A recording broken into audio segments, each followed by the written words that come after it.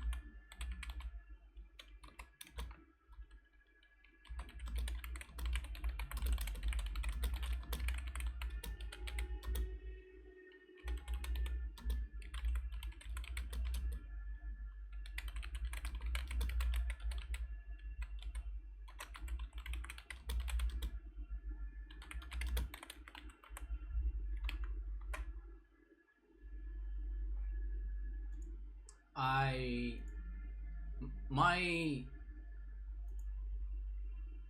my fourth grade teacher used to have a tarantula for the classroom as like the classroom pet.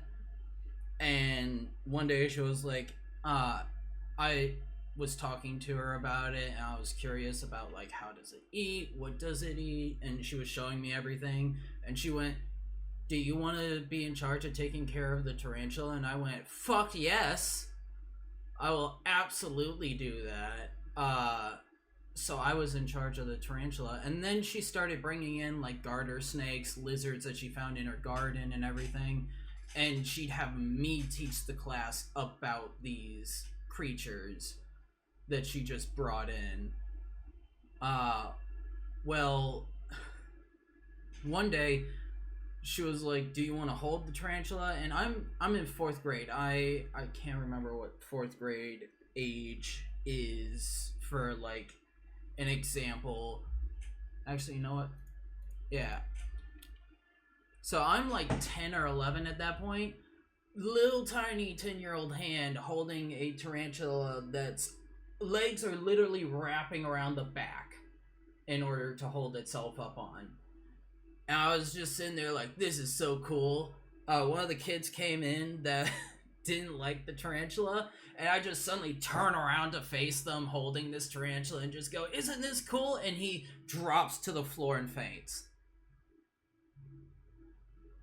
And I was just like, oh, I feel like an asshole, but I got a tarantula.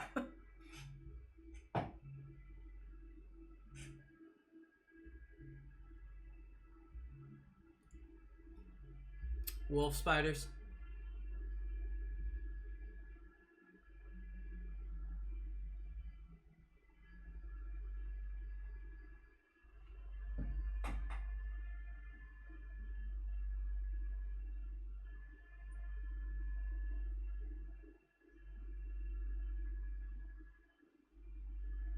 Well, we got those here, so...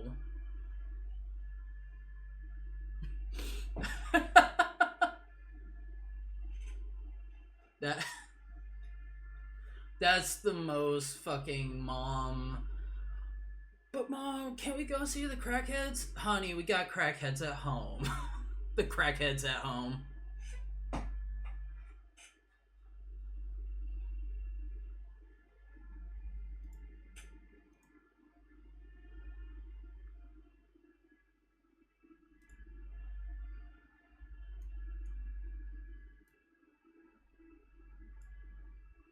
Hey guys, try talking for a little bit.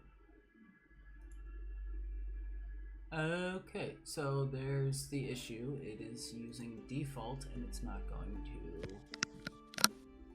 the correct headset. There we go.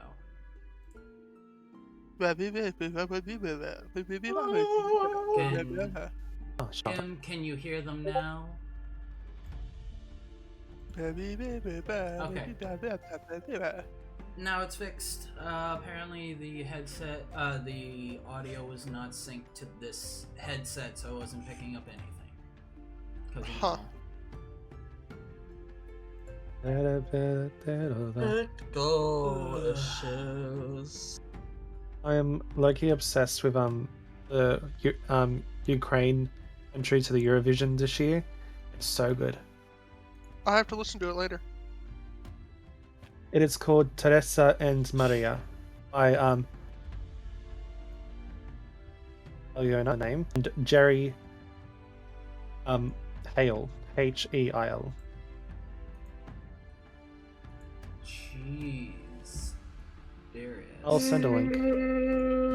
Thank you.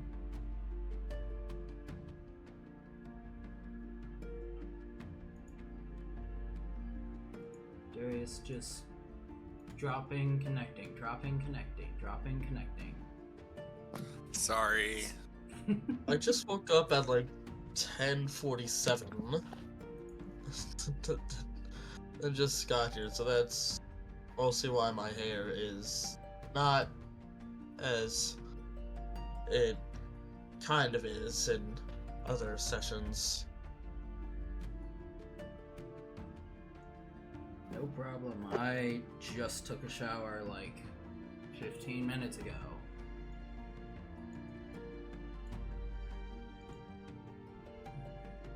Let's see. I don't have any sleep. Got home at 9 o'clock. Had pizza. Had pasta. Went to bed. Lay there for 3 hours. Nothing. I feel that. I feel that as well. I this is why I hate D&D nights. It means it doesn't mean I get any sleep after an 8-hour shift. Fair. I've got another 8 hours tomorrow. Yay! Or is it 5 hours? I can't remember. It's one other one.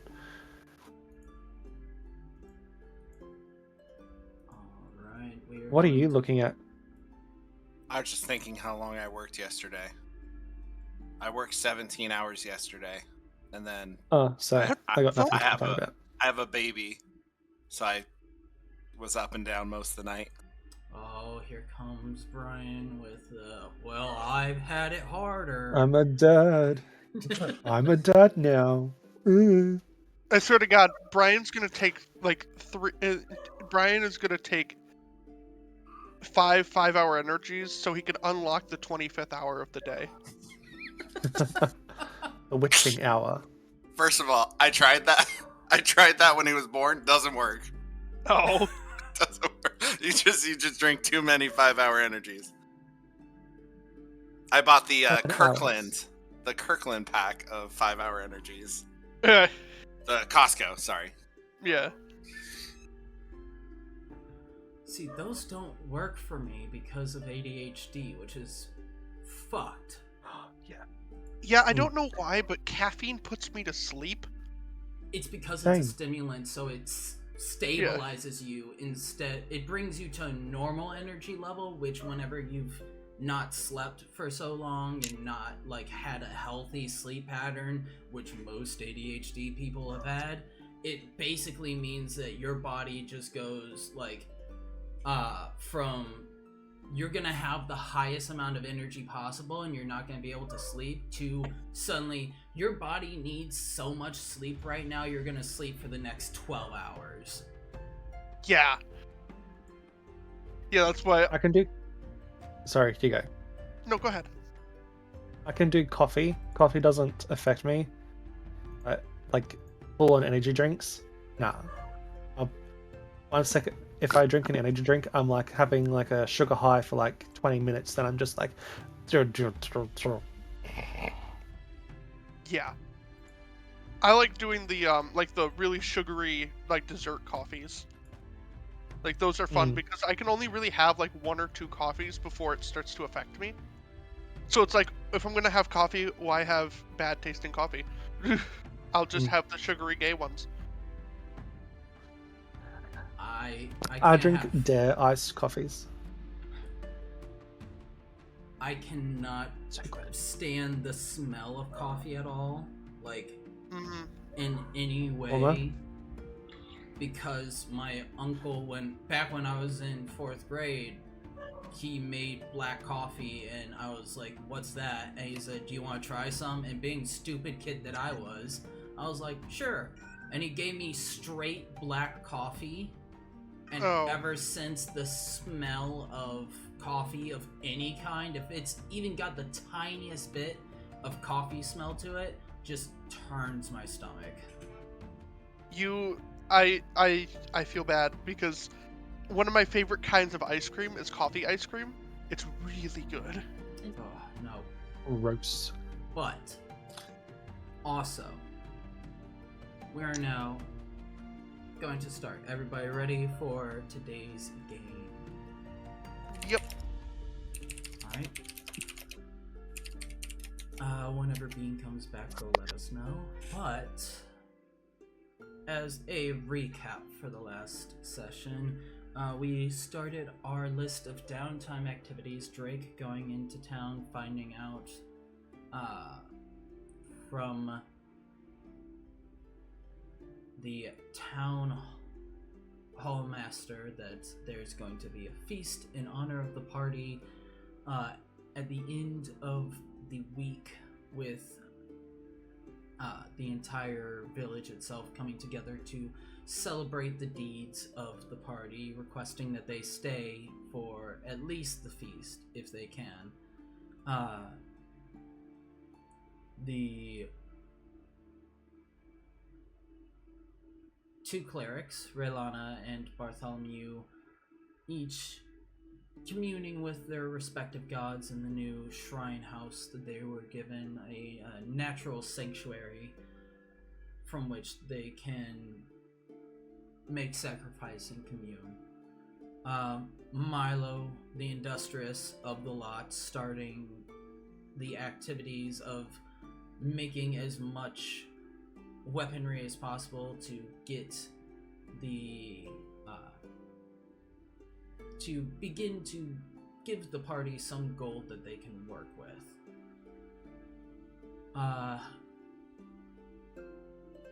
Cal, once losing a point of exhaustion, making their way out into the forest at night while being followed by Darius, venting some frustration on a poor innocent tree that she found along the way, and making herself an enemy of some fairies that happened to be in that same tree at that time, turning her from the tiefling missing horns to the angriest frog anyone has ever seen. The angriest little prince anyone has ever seen. With Darius taking them back to the manor, Milo aiding in releasing the tiefling from her curse, and the entire group going off to bed. That was the first night's activities. Start of the second day, I believe Darius went to town to do some investigation. While there, Drake and Darius, was it just Drake that overheard the information? It was just me. Just Drake overheard information about a copper cup taking over the Merchants Guild, and upon hearing this, went to the pair of men that were speaking about the activities within Baldur's Gate, the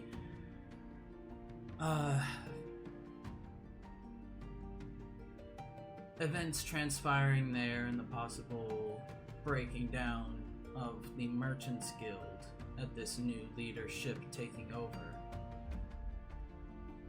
Passing along this message, Bartholomew attempted to commune with Shantea, gained the favor of her, and found that in a moment they believed Shantea was not listening. But discovered soon after that their skeletal horse has been reborn in flesh and sinew. The horse itself fully made whole.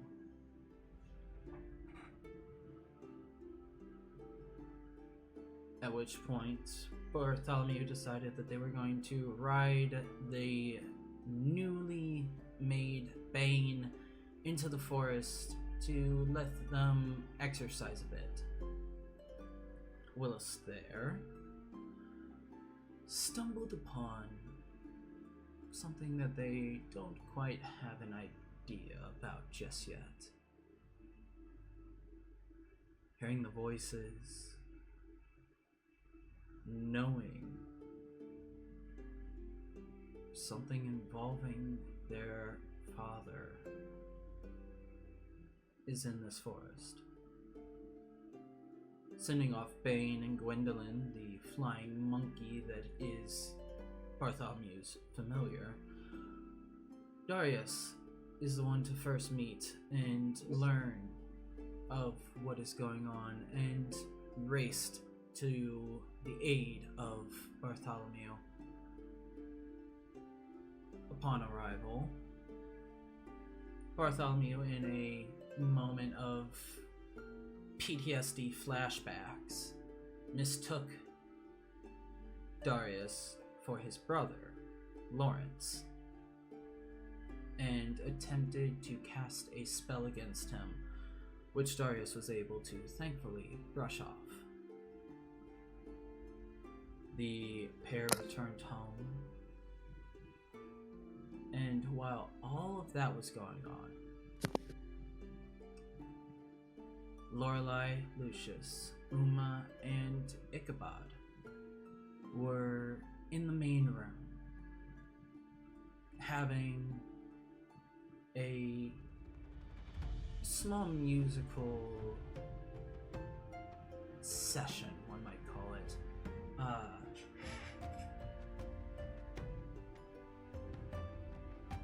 While doing so, they learned that it seems Lorelei had picked up some of the magics that Lucius was teaching her and was showing off to her mother in a moment of pride, which is then very quickly disturbed by a screaming flying monkey that breaks through the doors and is yelling to the group.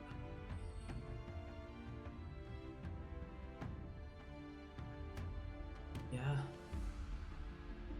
Yelling to the group.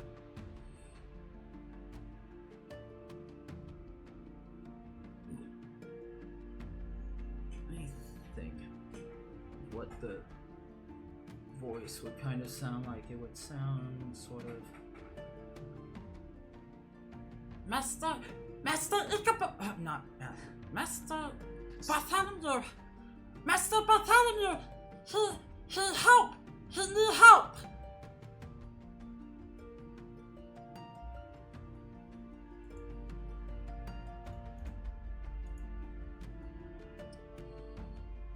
Oh, golly. Elmo.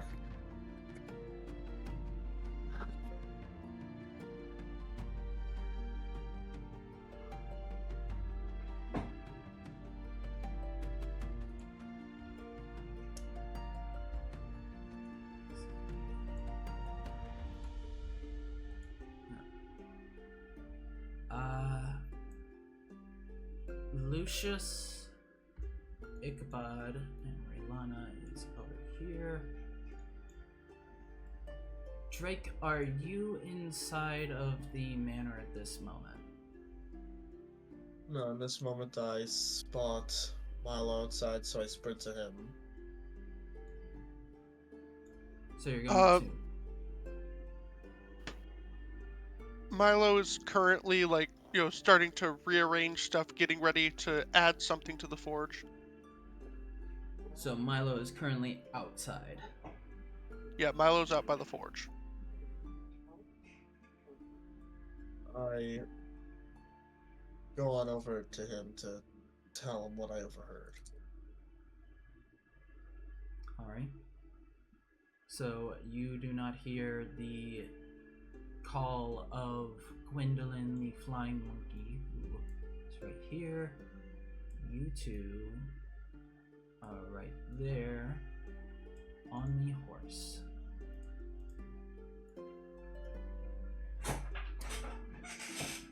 I'm gonna move myself outside so I can get away. Lucius looks confused. Uma looks alarmed. Ichabod looks old. Lorelei looks in wonder at the flying monkey. And there is a flurry of movement that takes place as the adults, Uma, Ichabod, Lucius, begin to get ready, make themselves ready. Uma grabbing a nearby warhammer, Lucius grabbing his lute and getting ready to play the strings, testing to make sure that he's ready for a combat scenario. Ichabod beginning to mutter some soft prayers to the Golden Lords. I won't speak for what Cal is doing, as Cal is not able to speak for themselves. But it's also around this time that Darius and Bartholomew ride up to the outside of the manor house. Go ahead, Bartholomew and Darius, give me a perception check.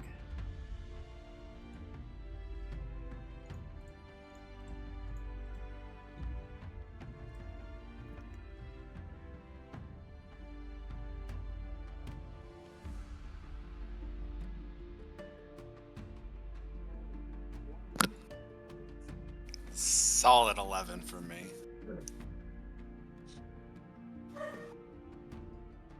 Six. Yeah, That's funny. We both rolled 4s. both rolled 4s, and yet one was an 11.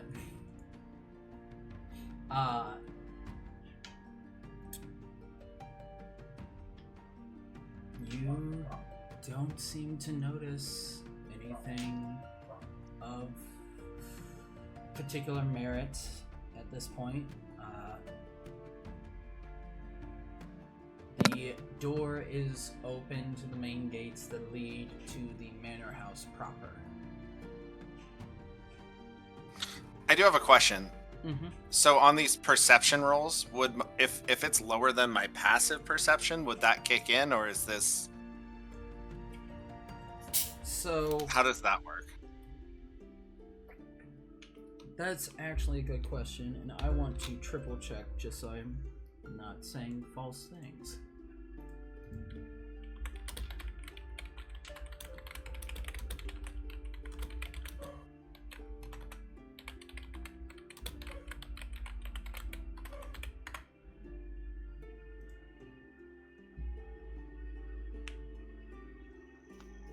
While you're checking that, what exactly is Drake filling me in on?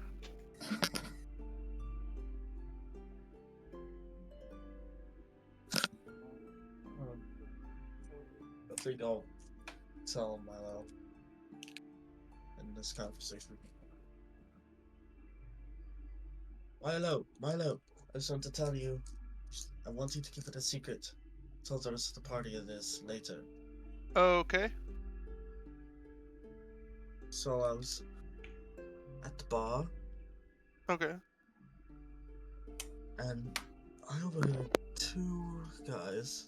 They seem to be from Baldur's Gate, talking about like some copper cup taking over something in Baldur's Gate, and they are definitely not a big fan of that.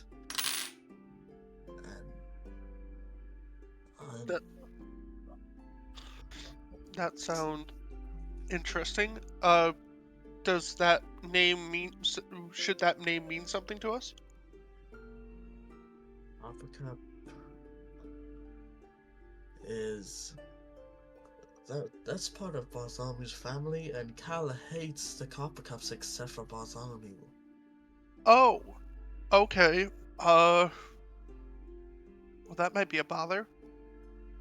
Yeah, I'll tell them last. Okay. Yeah, because no doubt, if there's something that Cal wants to stab and they hear about it, nothing's gonna stop them.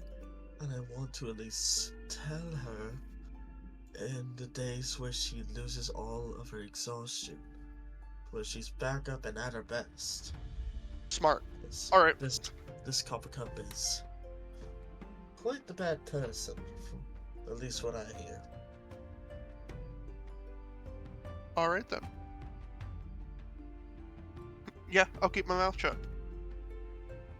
Alright, thank you. Mm-hmm. And then I'll head back inside.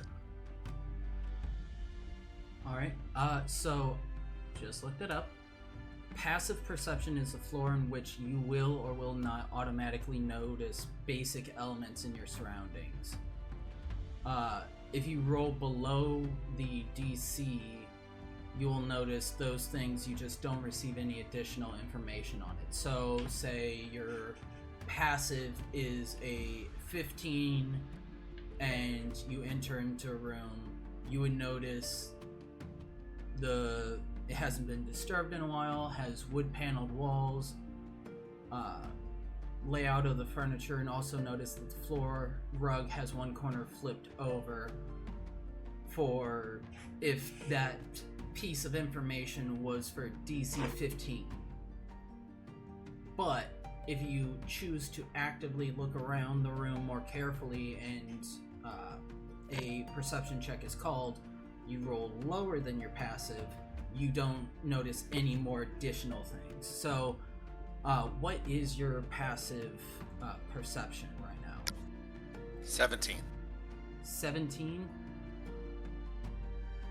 You would hear the sound of raised voices then as you begin to make your way closer to the building, though the voices, you don't necessarily hear what they are specifically speaking of. You would also...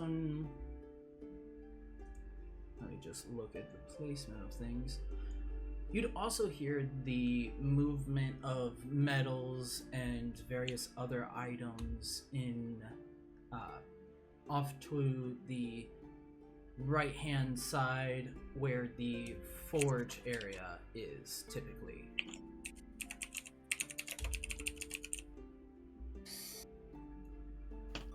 Okay. As we ride up, then I'll just look at Bartholomew and just go, sounds like your familiar got here first, for sure. Bartholomew see through his familiar's eyes. You can. Bartholomew will look through Gwendolyn's eye real quick, and like quickly look back and draw from looking through her eyes. She's screaming so loud, I can imagine everyone else is bleeding.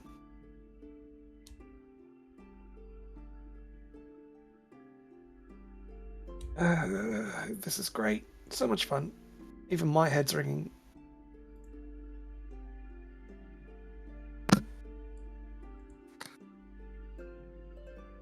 So I'm guessing we'll just ride up, try to dismount quickly, and maybe get in before everyone gets finished getting ready. The last thing we want is people charging into a forest and accidentally killing something that doesn't need to be killed. Or running into the forest looking for us and we're not there. Yeah, that too. Then also being tricked by fucking pixies.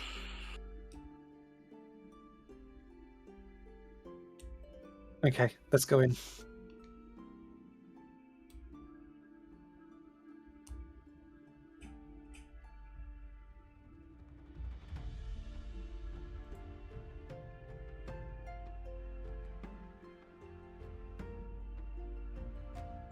And I'll tell my horse to go back to the stable. Your horse makes its way back into the stable, now much more comfortable considering that Bane is not an undead.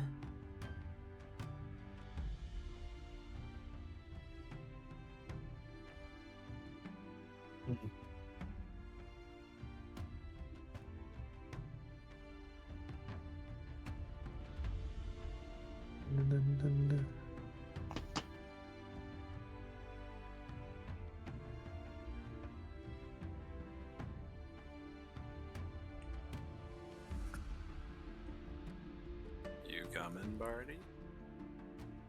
Yeah, sorry. I'm not going in without you.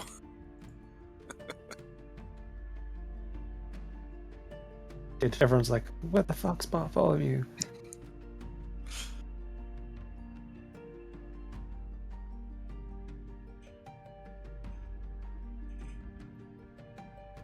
How did you close the door? I thought you'd open the other one. Okay. And we walk in. Are you leaning on me? Am I helping you walk in, or you walk on your own at this point? Let's say I'm still shaking up and like holding on to dear life. Okay.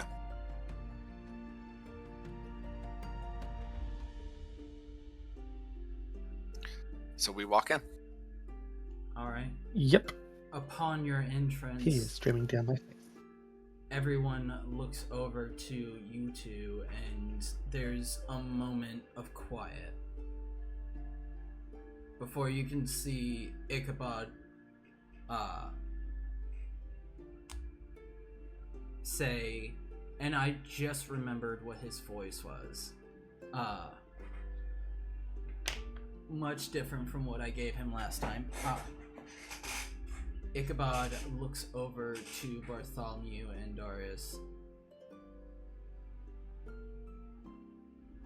Well, it looks like y'all got yourself into. No, why did I keep going to that? Give me just 1 second. I need to make sure I do this voice well.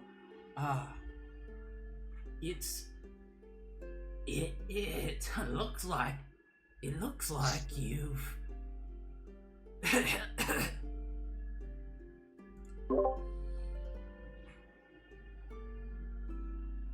looks like y'all got yourself into a right pickle again.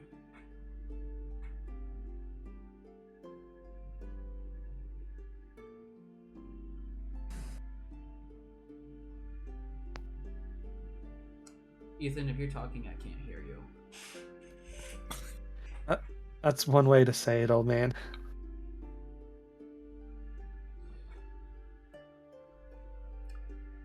Uma kind of looks a little disappointed as she sets down her warhammer. So, no fighting today?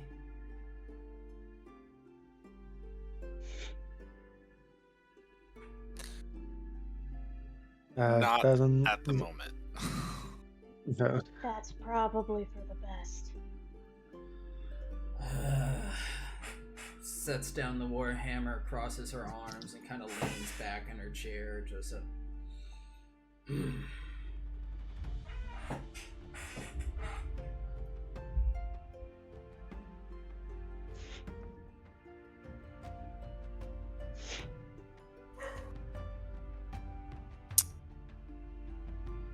So what the hell even happened? First thing we know is the world is fine, I guess. And then the next thing, your monkey comes in here screeching that something's wrong. Hopefully, tears streaming down his face. I thought I heard my father. The trees, I don't know, they were playing tricks on me, and I almost blew up Darius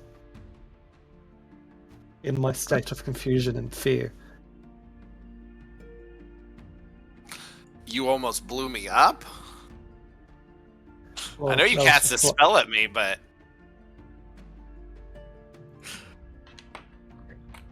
It's okay. It's okay. Oh, hells. And then Kel will go over and just hug Bartholomew tight. All of the strength she can muster at the moment.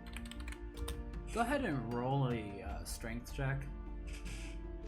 At disadvantage, of yes. course.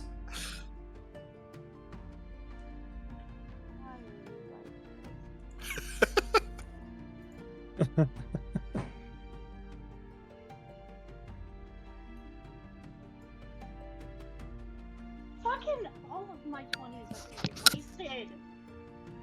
7. This is Caleb's plan.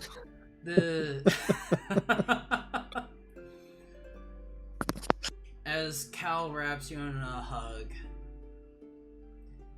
Bartholomew, it's a fairly weak hug. Like, you can see that she's trying to put all of her strength into it, but there's not much strength to put into it.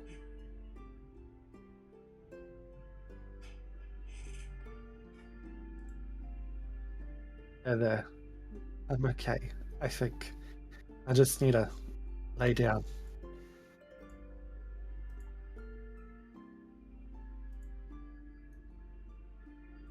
She will He says, reluctantly let him go.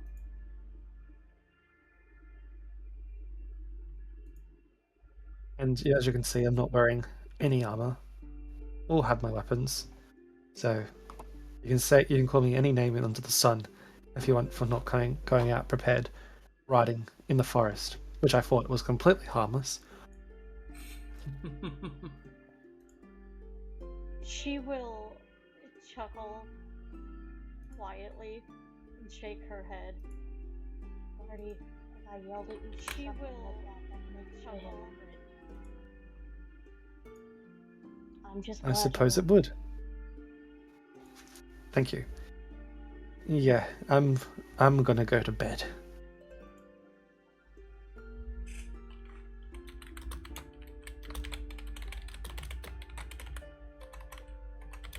Everyone, put down your weapons. Everything's okay. I think Darius knows what may have caused my panic, but I have no idea myself. Questions lay onto him. Gwendolyn, back to the stables, please. Bartholomew will track himself sluggishly to his bedroom.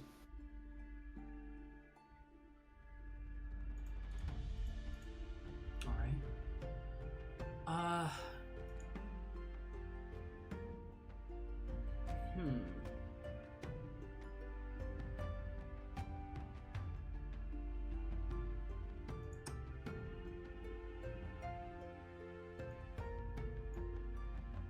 It's around this point that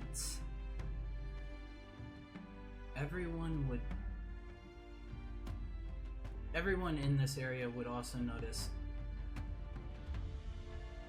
Amara hasn't been out in a while. She had created her familiar, went and found her own room, but seemingly has not been present this day.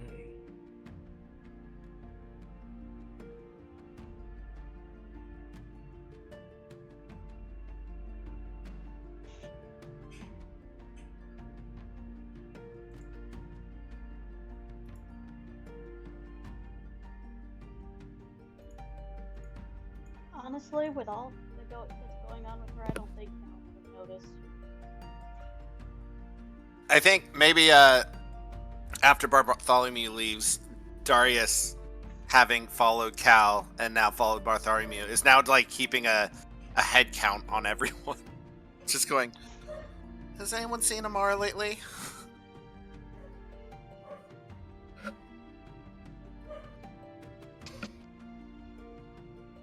I haven't really paid attention.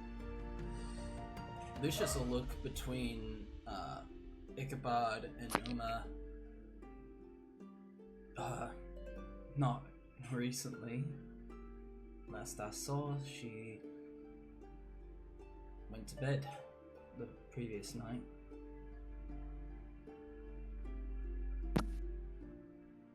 Darius will just kind of, okay, on to the next, and start walking towards the bedrooms. Alright. He's like a nervous hen, I swear. Lucius will look over to Cal at that moment and say, I wonder who's the one who made him that way. I didn't start it, so don't look at me. Small laugh from Lucius.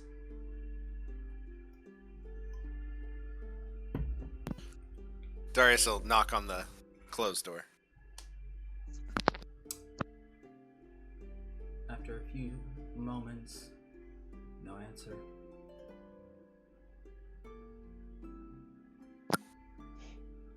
He'll, as quietly as he can, just try to like, just push the door open just to see if, she's or someone's sleeping in here. I guess I would know this isn't Milo's room, so. May I ask, Amara, did you leave your room unlocked or locked?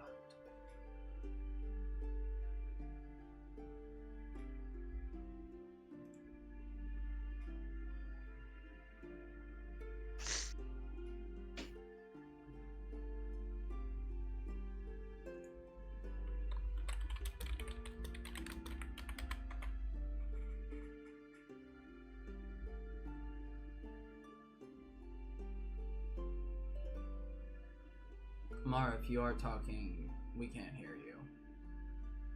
She said 1 second. Oh, sorry. Sorry. Sorry. I was on mute on the mic and I didn't notice that. Did I leave the room locked, unlocked, unlocked? You left it unlocked. Okay. Darius, go ahead and give me a stealth check.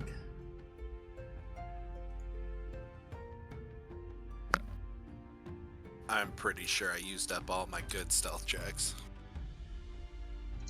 You're welcome. Yeah. You certainly did.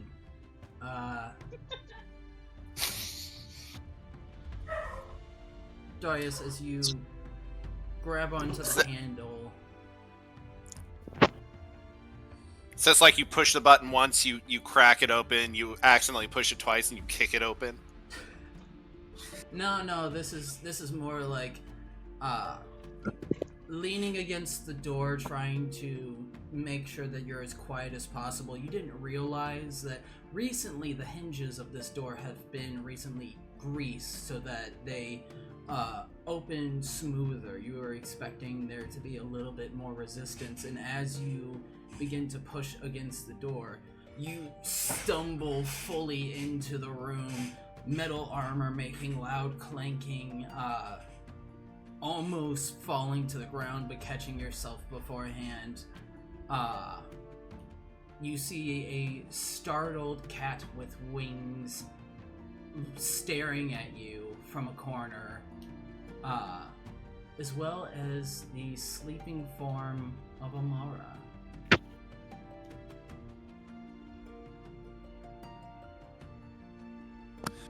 Darius will just freeze, seeing Amara in bed, and just see if there's any reaction. There is none.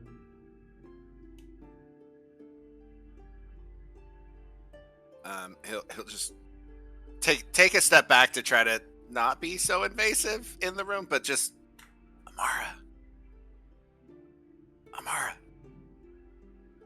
you okay? No reaction. All right, he'll step in and nudge her shoulder. Just Amara.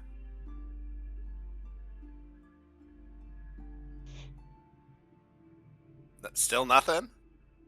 She's breathing. There's life in her. But no reaction.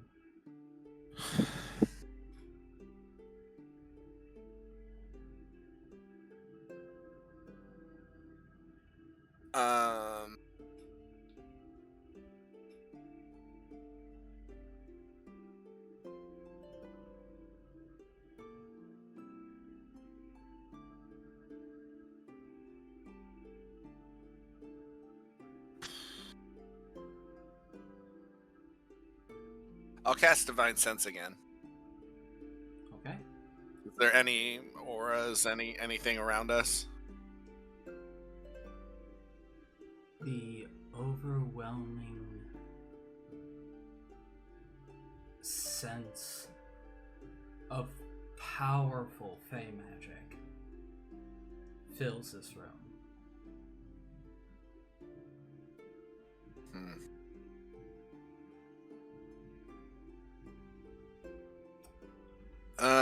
All right, I'll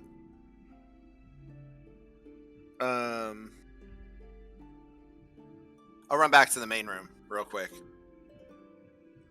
As that's since it's only a few feet away. Amara, you had laid down the previous night having made your companion, having found your room, checking in on Cal and how they are doing. And as you fell asleep, a soft voice was heard within your ear. A small laugh.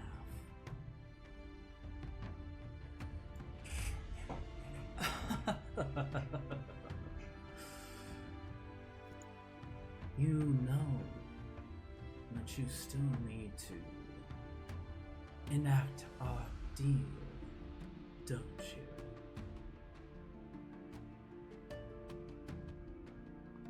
Hearing that voice, your consciousness is pulled from your body, taken to a familiar spot,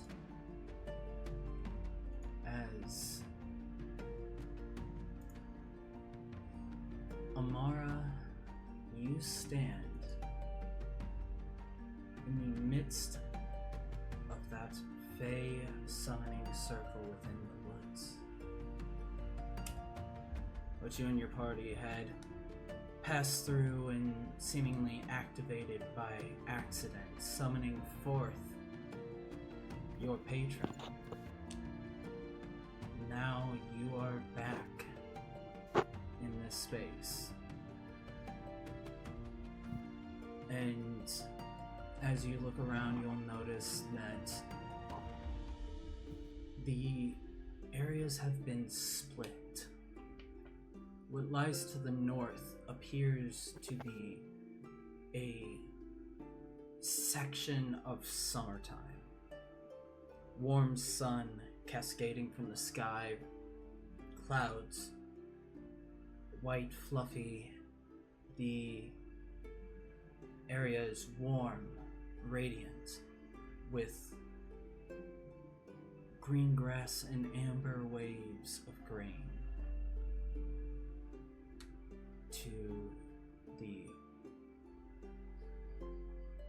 To the west, you see that there is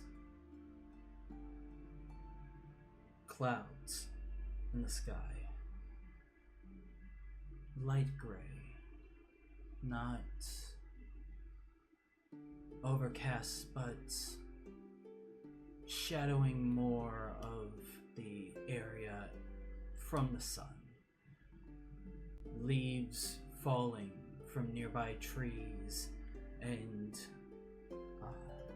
a singular pumpkin rests at the base of one tree trunk. Behind you to the south, snow falls. The sky is dark. The wind in this area is cold and biting.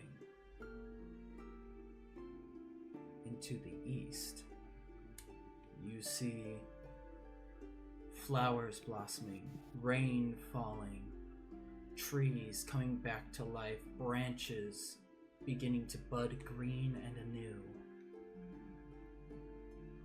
As in the center of this circle, you see your patron Geladon,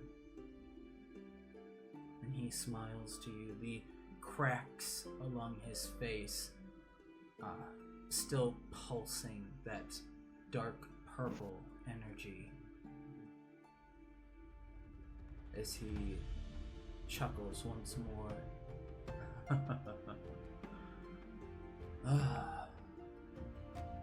You know, typically when I send someone to do errands for me, I expect that they'll make as much haste as possible, returning back to me to ensure that they complete them in a proper amount of time.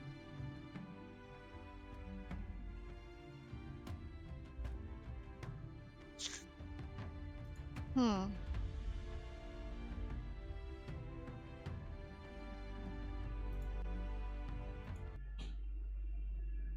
Well, it's not like this was an easy task. And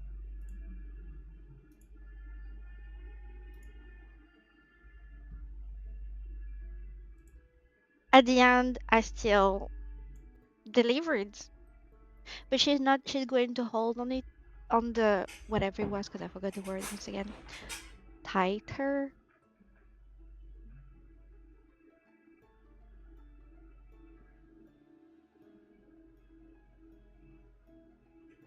Also, if you were in such a haste to get it, you should have gotten it yourself.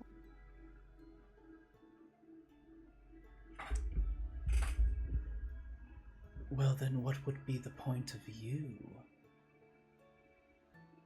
Why would I Fine. squander my power when I could just send you to go fetch whatever needs to be?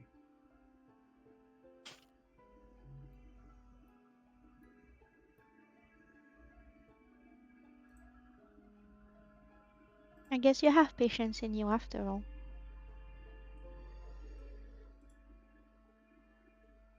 What little I have is no longer remaining for you. Now, hand over the gland.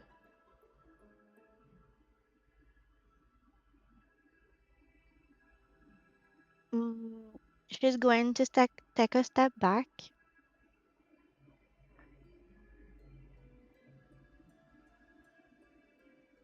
Well, I have something to ask in return for this gland.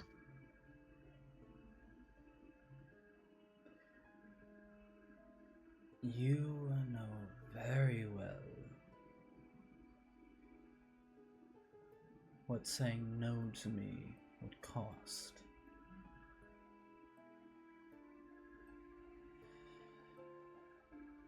But what little patience I have left remaining can be used in this moment. What is your favor?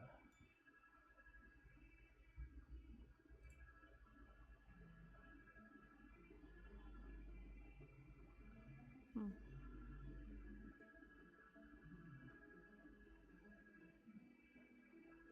If you've been watching like you keep saying, you must know that one of the person I have been traveling with, I've been through something quite difficult recently. It's a little bit of a mystery actually. Um,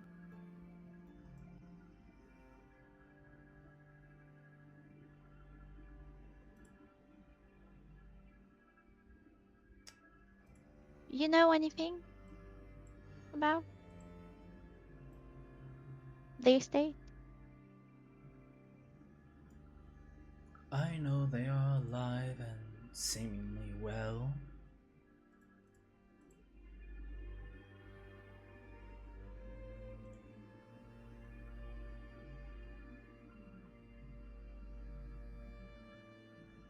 I mean, I have eyes, I can see that too. I mean, deeper.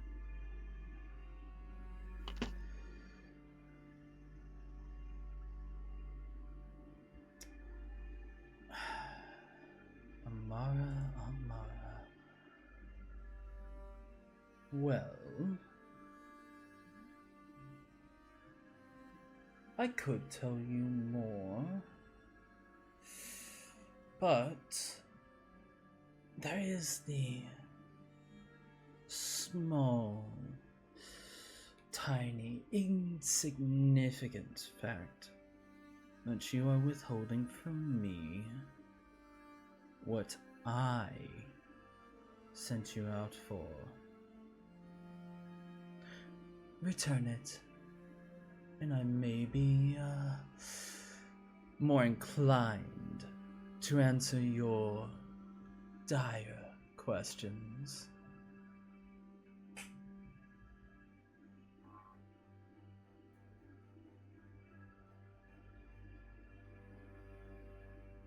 I didn't exactly got here by myself.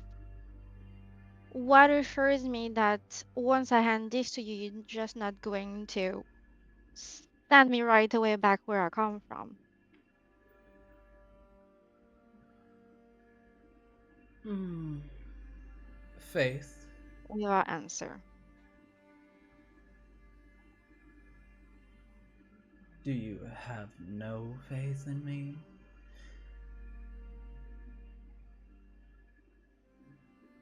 So many years have passed, but no. Oh, Amara, you wound me so. Especially after how honest I've been with you.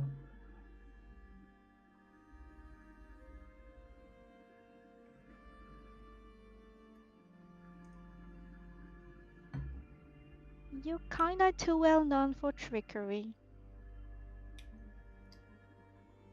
Oh, well, trickery and deceit is, of course, part of my nature, but for you, Amara, I have been nothing but kind and gracious. Despite the many flaws that you've shown me, I've overlooked them, given you more. Aren't you more powerful than you have ever been before?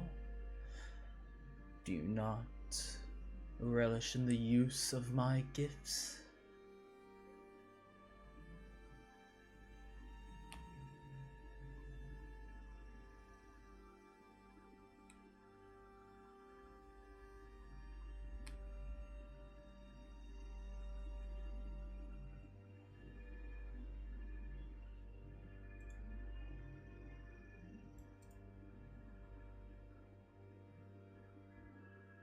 As soon as I get an answer, I will hand it to you.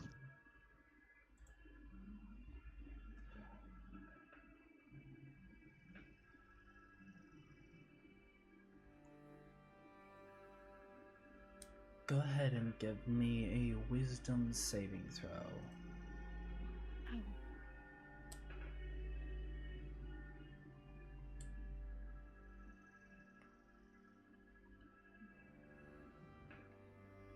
11.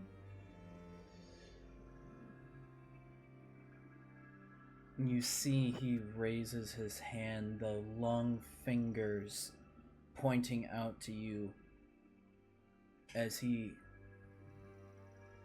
crooks one finger and pulls it towards himself. You feel your body starting to move forward towards him, your arms and legs no under your own control, as he looks to you with a small smile.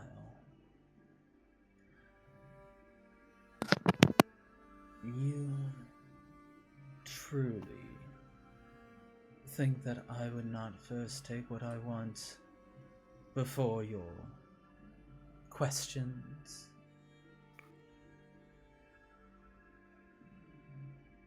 Amara. Ah, Amara.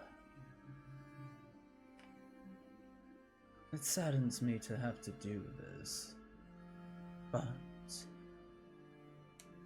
you have given me no choice in the matter. So he reaches forward to try and take the gland from you. I need you to roll me a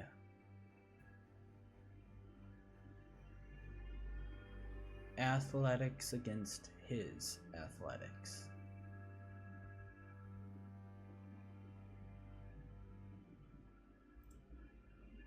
Mm.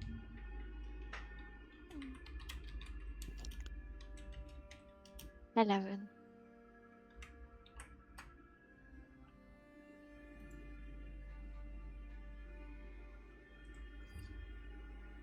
Alright, 11. Yeah. He is rolling this with a +2. I had the -1. Of course. as you try to gain control back into your body and try and make sure that you can maintain your one bargaining chip, you feel the gland slip from your fingers,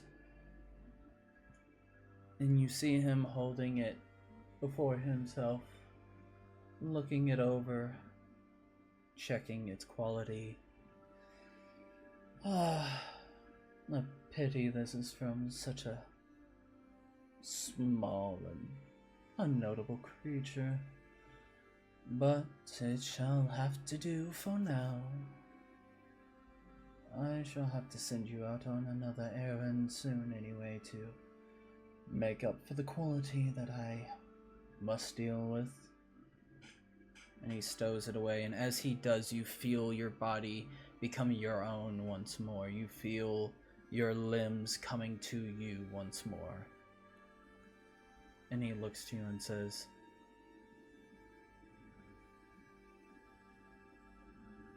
"A favor for another favor, perhaps? You seem to seek answers about your friends.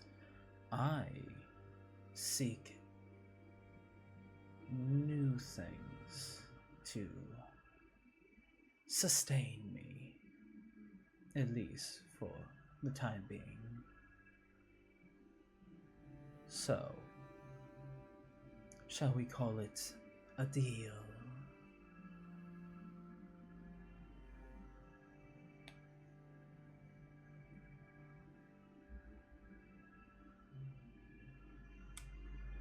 Well, that didn't turn out how I wanted it to turn out. What about my answer? Oh, you may get your answer, but first I need to know that you are willing to go on another errand run for me.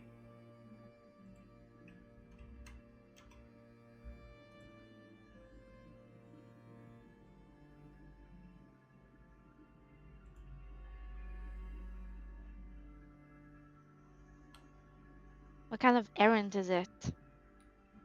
She'd ask, very annoyed, arm crossed.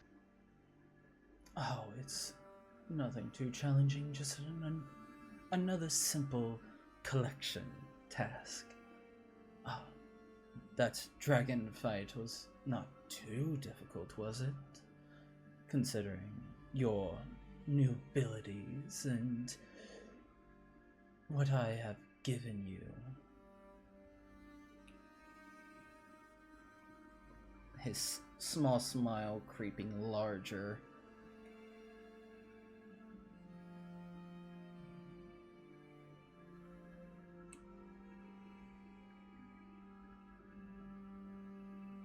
Not like someone almost died, but what kind of errand is it?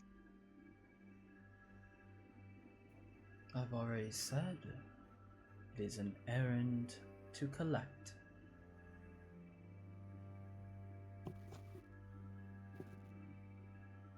So relax. Keep going.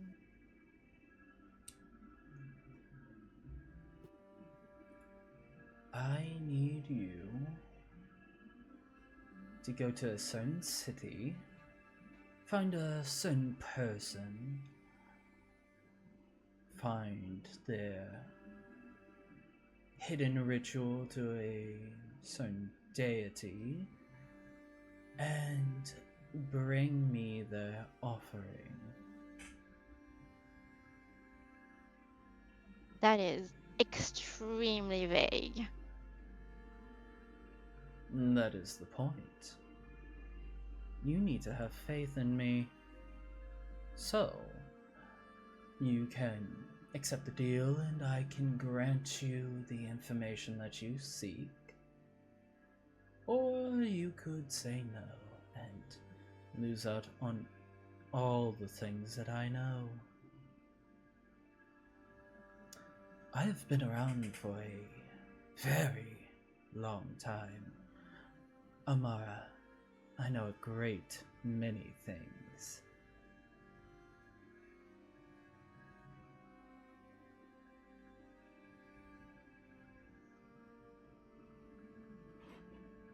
just the errand, right? Just this one. And who knows, there may be another favor in the future, but for now, just the one.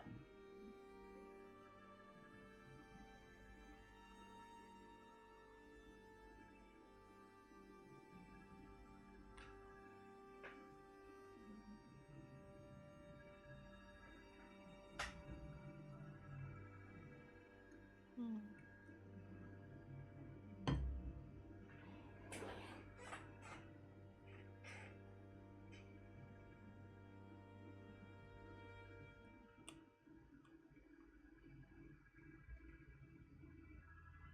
Fine.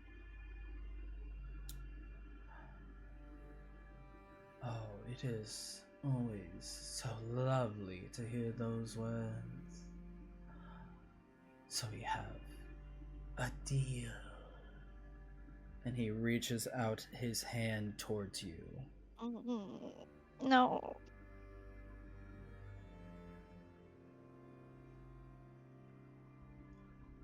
Amara, every deal must be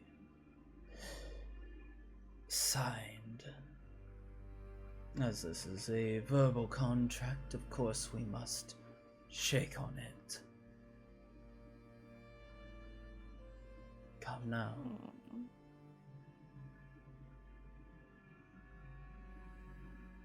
Can I just hand him her pinky? You hand him your pinky. I'm like, can she high five it? What do you do, Amara?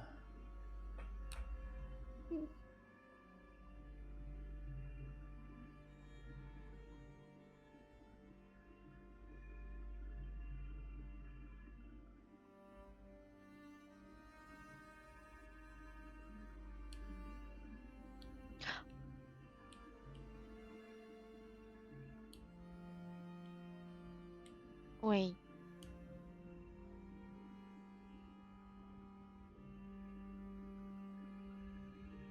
So if I agree to this, I'm getting my answers right after, right? You are. Not in some type of weird timing, oddly set.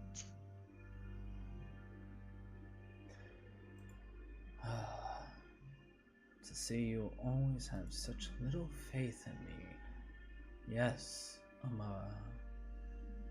Okay, You- fine. Good.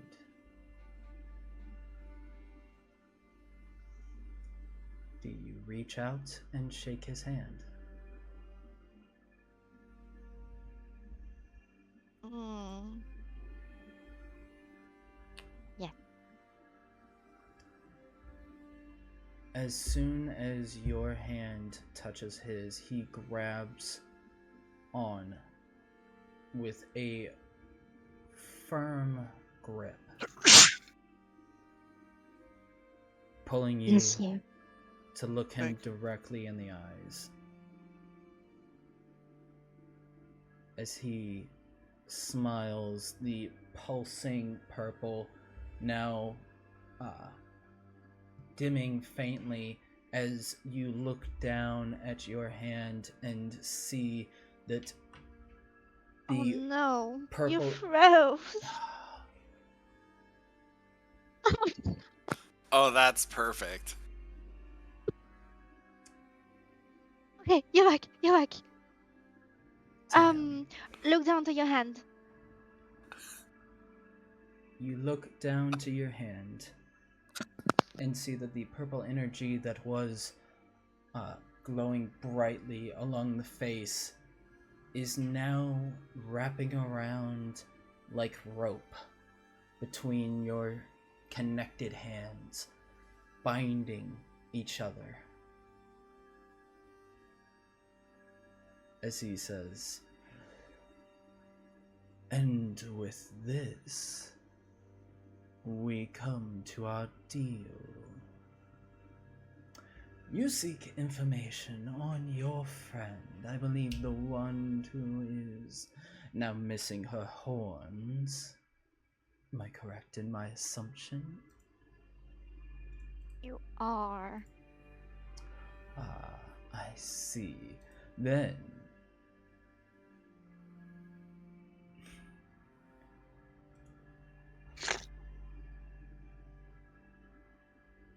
it seems that she has found herself in the eyesight of something that not many would appreciate having.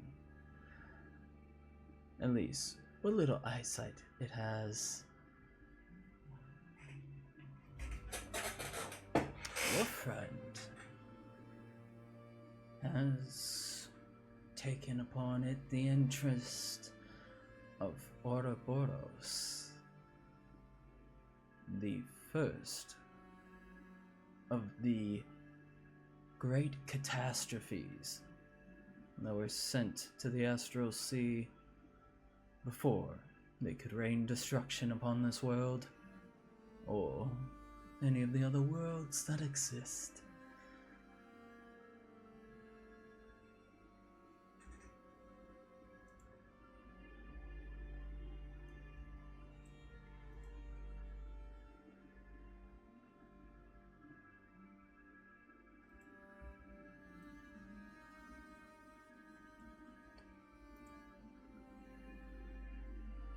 But let us see.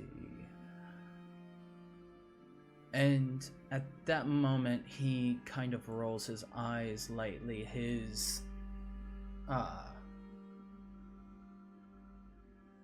form shimmering a bit as he begins to grow in size. The purple crack extending as the face enlarges, as the body swells, and he stands now before you 14 feet tall, or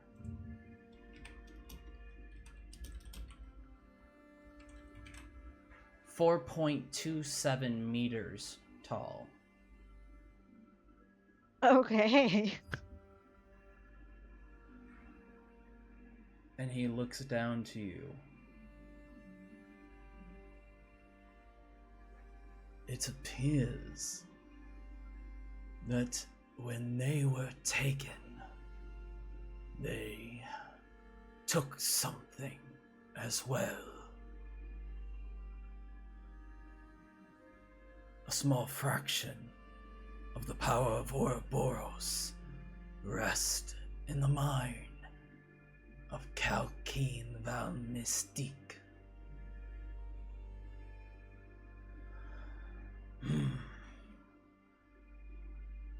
This is interesting. I shall have to watch further to see if there's any changes within them from this power. This could be very interesting.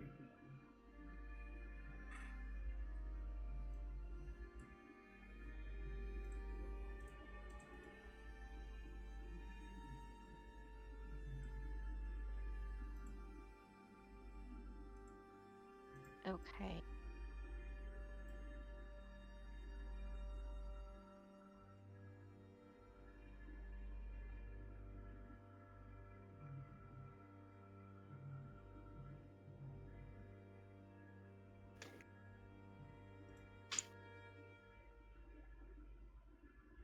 And then, just as suddenly as he grew, he shrinks back down to his normal self, still much taller than you, Amara, but now more level, more capable of standing in front of. And he looks to you and says, "But I believe that is all I can say for right now. If you wish to seek more, then I would recommend a trip to Baldur's Gate. There's a certain gnome there that has studied the Astral Sea and may be very intrigued and might have some more answers that you seek.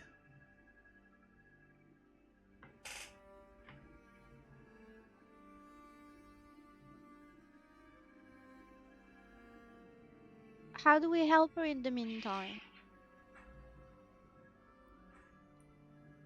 Oh, how would you help anyone in this situation?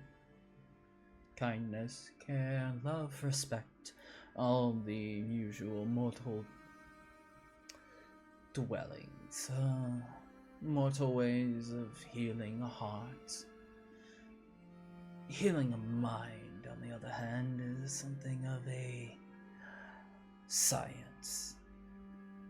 Not many know how to exactly do it, so it will be on you and your group, of course, to figure it out. Or you could just give me the answer right now.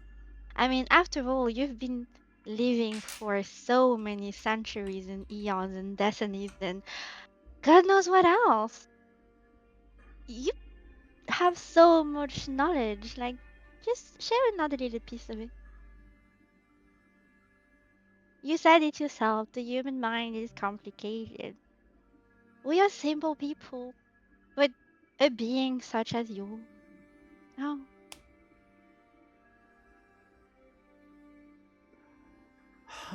no doubt you know something. I know a great many things, but I also know that when someone, such as yourself, asks a question, they don't always like the answer that they are given. So you shall have to tell me, Amara, if I were to give you the answer, would you find that satisfactory? Would you find that as some, I don't know, great answer that will sate all other questions that you might have? Or you continue to ask and seek and find that, unfortunately, we don't always get the answers that we want.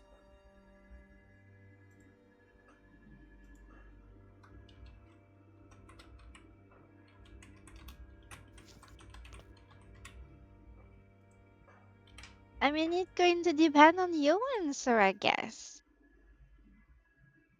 If you choose to go round ways, and obviously I will want to ask more questions, but if you just, straightforward, plainly put it there.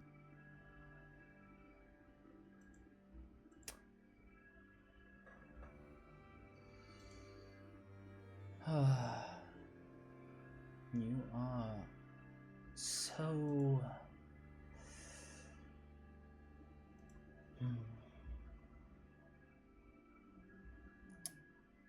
Amara, unfortunately, I cannot tell you. Our time draws shorter, and it would seem that you would be called upon. And as he says that, Amara, you suddenly feel a push on your shoulder, as if someone were standing next to you and shoving your shoulder. So it will have to wait. But do what you can, and what you will, I am sure you'll figure it out in no time. But again, it has been an absolute pleasure to see you once more.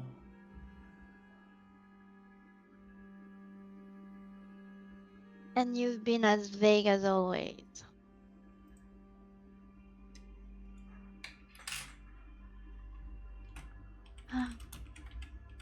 See, if you want me to start trusting you, you're gonna have to stop to do all vague things like this.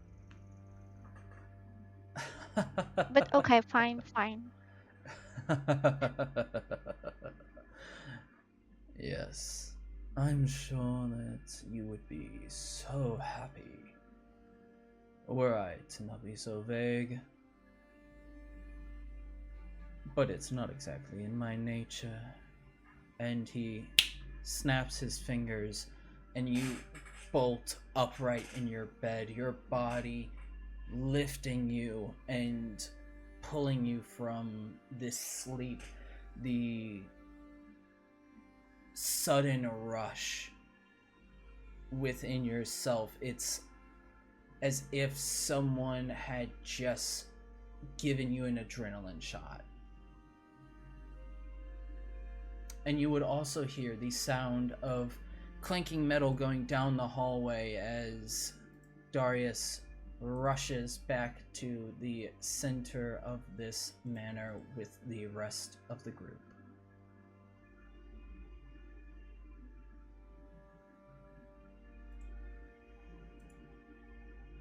Unpleasant as always. Thank you.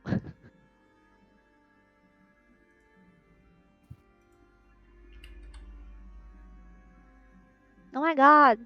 Darius, you left the door open. I mean, yes, I did. I mean, at this point, I'd yell for probably Ichabod.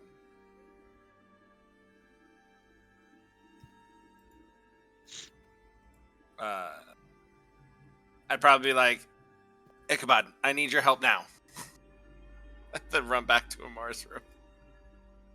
All right. Ichabod kind of grumbles. Never can get a day off, can I?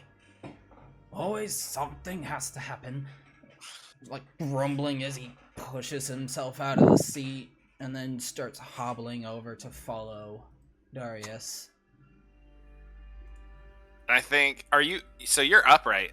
I think Darius would turn the corner and then just like his feet would just slip back and he would just like fall on his back out of surprise that you are now just up. With a bit of a shocked face.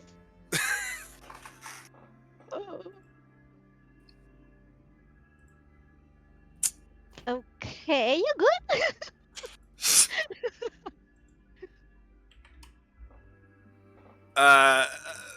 Darius will just be like, and he'll get up. Are you okay? You're up? Looking back to the bed, looking back to Darius. Yeah. Oh, Orion, thank you for watching on me while I was just taking a nap. A very long one. Darius will look at her and just go, how was Gillidan?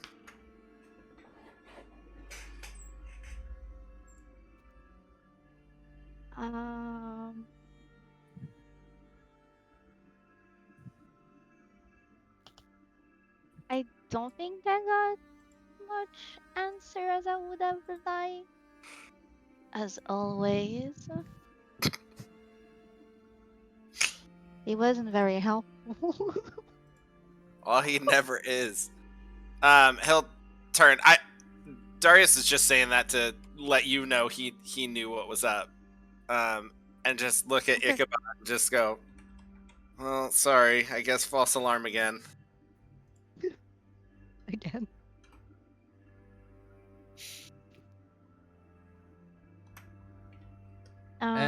At that, he kind of grumbles a bit more as he hobbles back to his spot at the table. Always, always some. Oh, God, every time I try to think of it, I always go back to that weird. No, I need to re-listen to that recording. Insert whiny old man sounds here. Yeah, whiny old man sounds. Yeah. There comes a time in each of our lives when.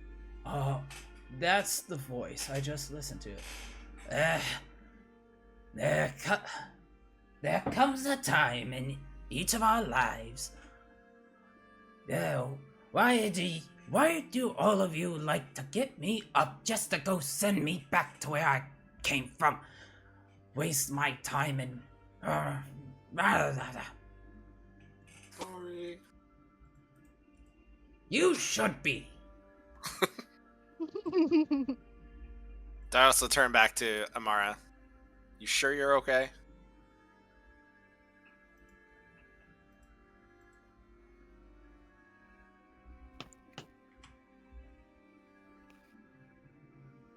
No, but it's fine. Where is everyone else?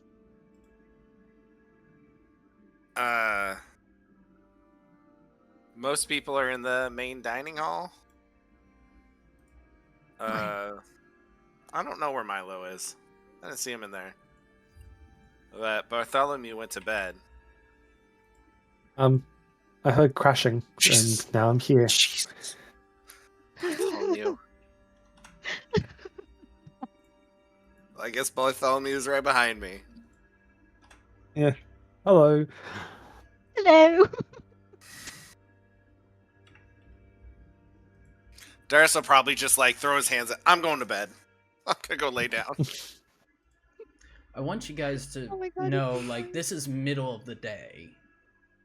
Yeah, I'm not actually going to bed. I'm just gonna go lay down, rest my head for just a minute. Just to not be involved. No.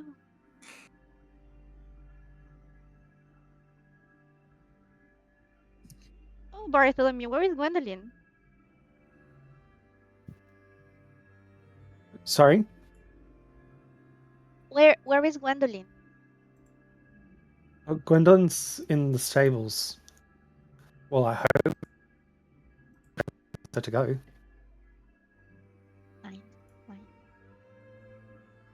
Is Orion in your room? Oh, he's actually following, so you'd see like he'll come and land on your head. Oh no, I hope that's Oh. okay. No, it's fine. Gwendolyn does it too. But at least yours doesn't pull on my horns. Oh, just cat balls.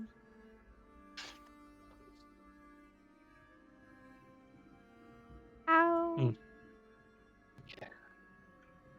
Oh my God, does that mean I was asleep most of the day? Mm-hmm. Oh. Anything new happened? Oh, thought my father was out in the woods hunting me. Turns out it could potentially be fairies or abyssal creatures. Who knows? But I'm okay, I think. Question mark. Or like scour his brain for like if he is okay. Isn't that the second time you're having a vision of him?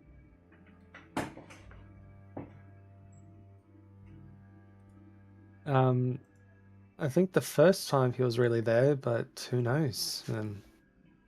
Maybe when we're at that blasted ring of stones, it was another trick of the mind. More fairies playing ghastly tricks. And I told you I don't like fairies very much. I get that. Mm. It's going to be a pain in the ass. But do not repeat that to Tatiana, ever. If you ever do have the grace to meet her, being the queen of the summer court and everything. I shall keep it to myself. Okay, good.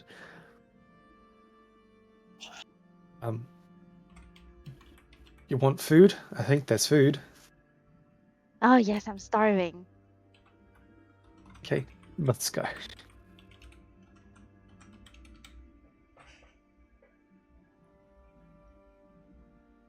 Alright.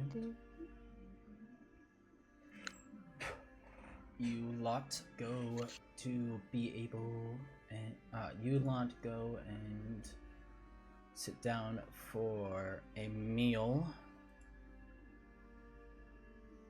Meanwhile,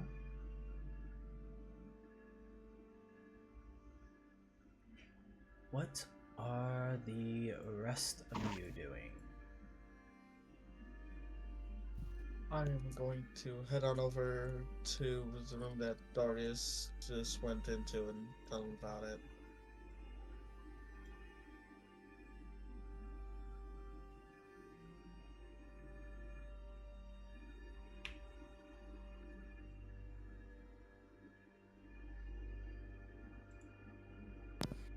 Hey, Drake. Darius.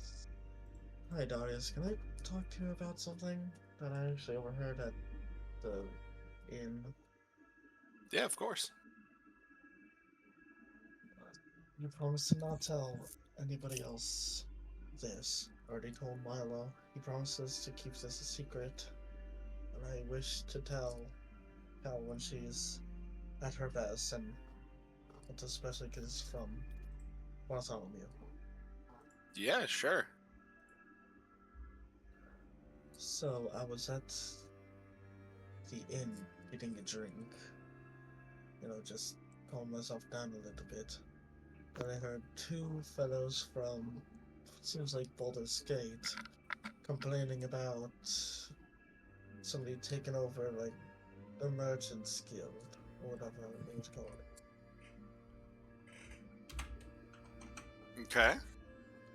And I overheard that the name was, her last name specifically was a Copper Cup. Bartholomew hates his family. And Cal also hates the Copper Cups, except for Bartholomew. So that's why I want to keep this a secret. And this Copper Cup that is a part of Bartholomew's family sounds like a bad person. Yeah. Please keep this a secret from the rest of the party. I'll be the one to tell each of them. I'm gonna save Cal last, so she could at least get her rest. Well, I was talking with Bartholomew the other day. Isn't his mother? She's the one that took over Baldur's Gate, right?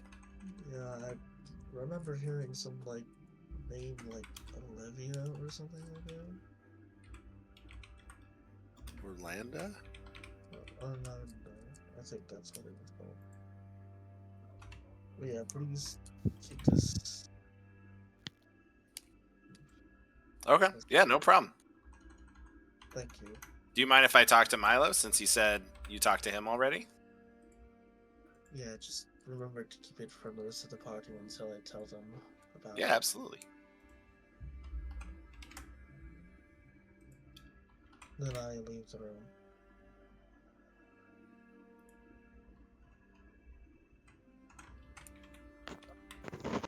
Alright, while that conversation is happening, let's see. Milo, anything else you're doing at the smithy? Milo would start heading into town, though he's not walking at a super fast pace, so if Darius did try to catch up to him, he could. Okay. Because Milo has a couple things to do in town. I think Darius would go and talk with Milo, or at least try. Oh, hello everyone. Just gonna go for a walk.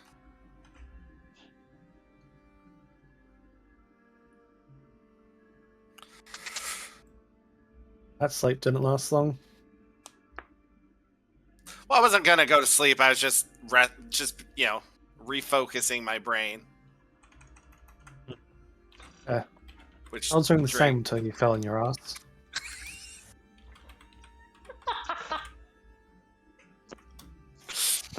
Again. Again, yeah.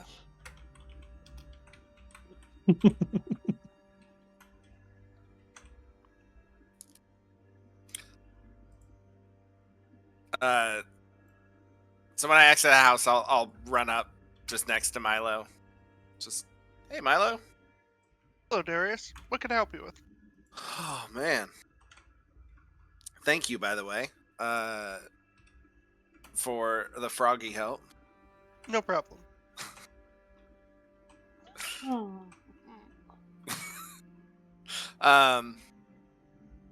Drake just told me something about the copper cups at Boulder's Gate, and told me he told you. He did. What does that mean? The best I can tell from it is that Bartholomew's family is trouble, and he doesn't like to.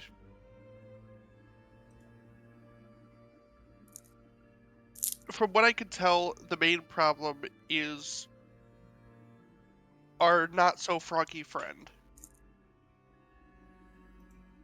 Apparently, she's violent about it, which doesn't surprise me because she's violent about most things, but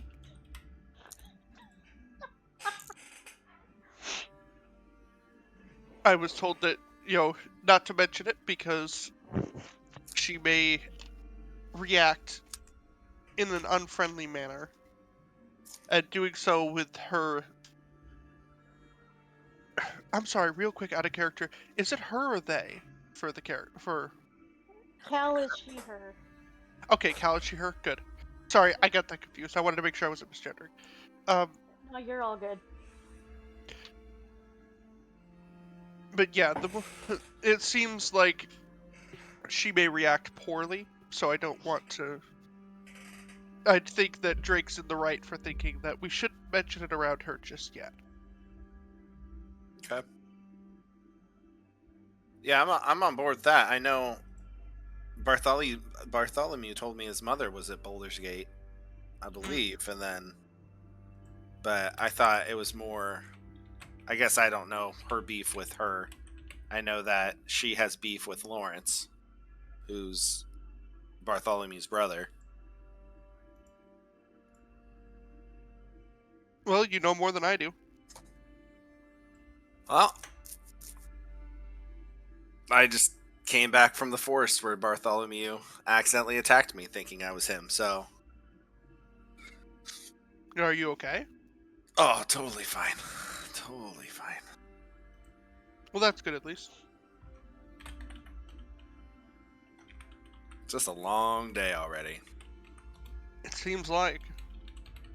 I've been keeping myself busy, so. I see that. What do you got there?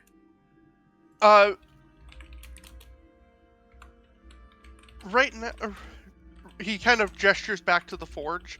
I've been working on making ththings that we can sell for some income. Right now I'm headed over towards the smithy to see if they have a bigger tub.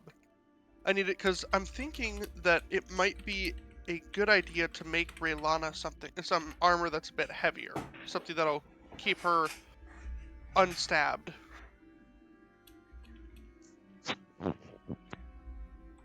Sweet. I'll come with you. All right.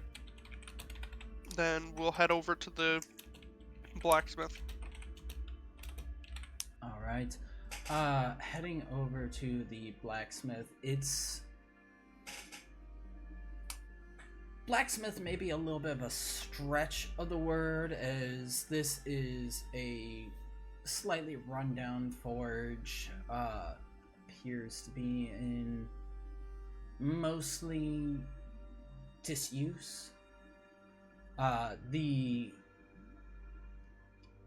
person who runs the smithy, a older man, about maybe 50 or 60 years old, but powerful build for his age.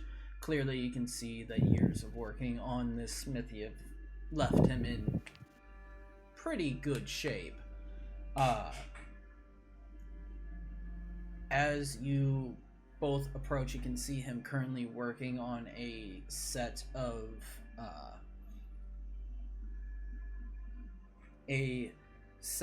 horseshoes, pounding away at orange metal before dipping it back into the forge to reheat it as the metal cools and the becomes less malleable. As he sets it in, he looks back to the two of you and says, "Oh, new customers? Not often that I get anything requested other than horseshoes, so are you looking for a new set of horseshoes?" No, but I can say that I think I must have spoken to your apprentice or something, because I've been here before, and there was a woman here that's working on a project for me.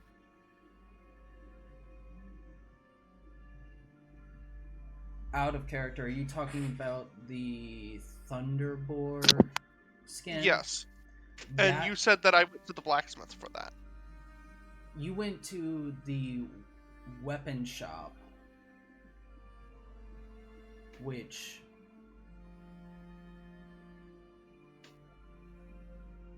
the weapon shop with the Lion Shield Coster, who said that they could make something with this. Do you remember the time frame that I gave you on that one? You said a couple days, and that was before we went to go fight the dragon. Okay. So I figured it'd probably be done by about now. The blacksmith wouldn't have it because this is more leather working. Okay, then can we say that I went there Yes. to the weapon shop instead? Yes, as you stand there and realize that you went to the wrong place, suddenly you just mystically fade, and then reality rewinds back a little bit as you make your way towards the Lion Shield Coster.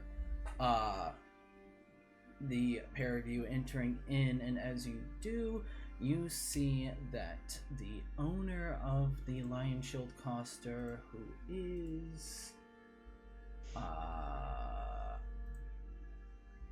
a name that I haven't had to pull up in a while,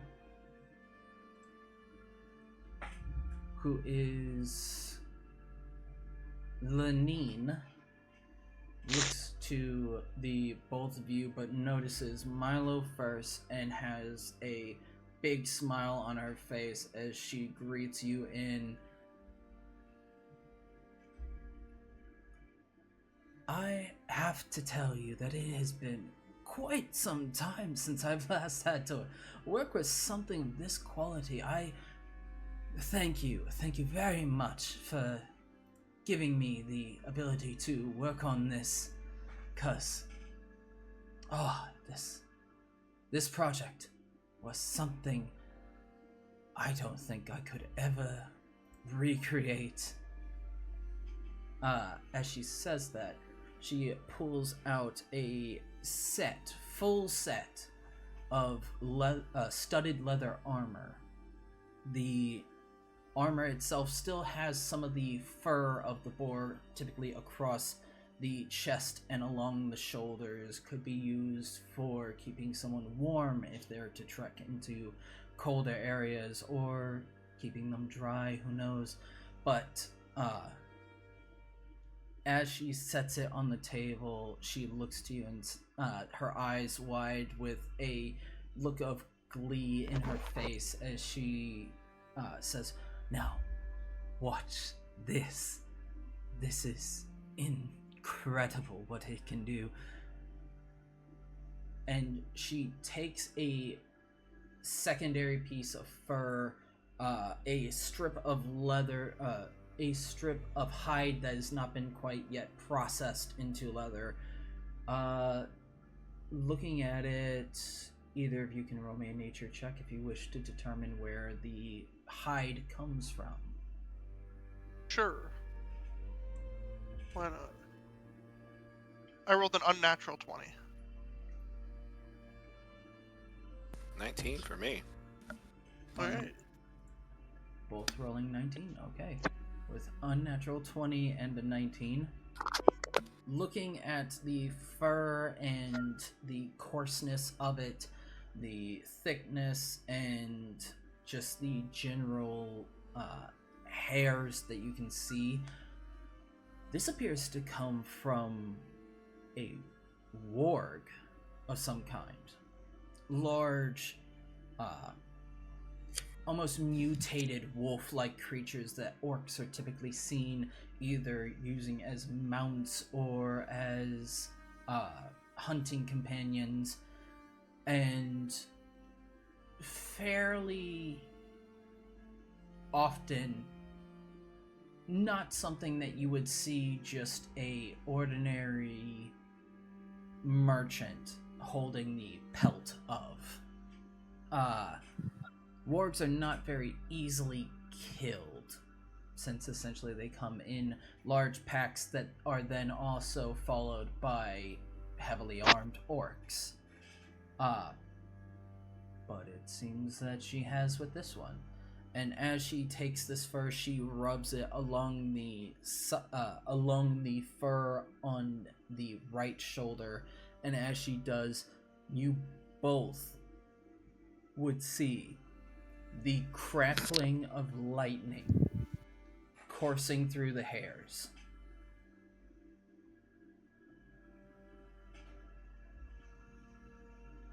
Alright.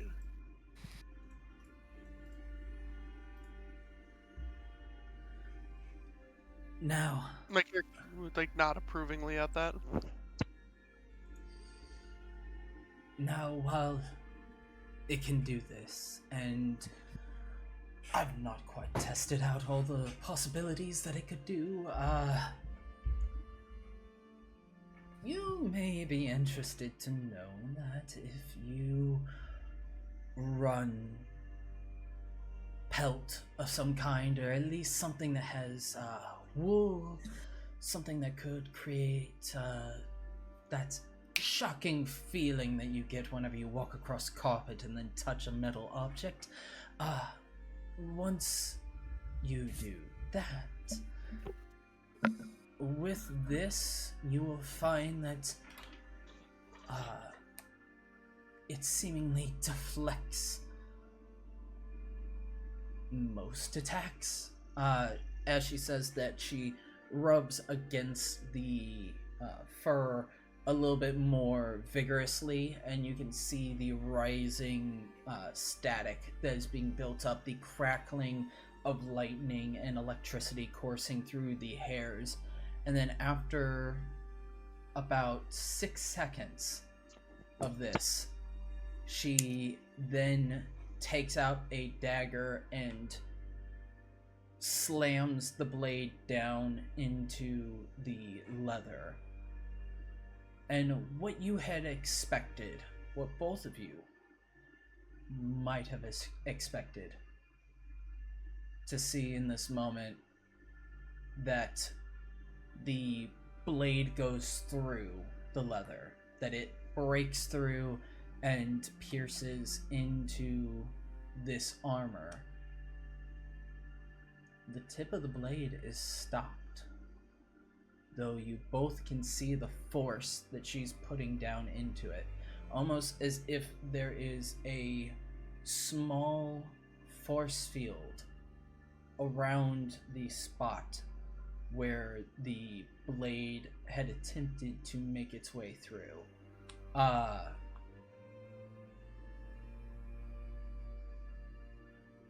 and you can both see the electricity crackling underneath, sparking up into the blade, as if it's being absorbed into the metal before another 6 seconds go by, and finally the blade tip sinks down and touches the leather. At that point, she pulls back on the force that she was using, just lightly grazing the top of the leather armor with the tip of the blade before looking to the pair of you and saying, I have never quite seen anything like this, so this is a very special occasion. You don't say. My character's gonna, pick up the armor and, look it over. It's good work. You think you can do it again? As soon as you touch it, all the hair on your head and along your body stands up straight. Got it. But he's just gonna like furrow his brow for a minute, like,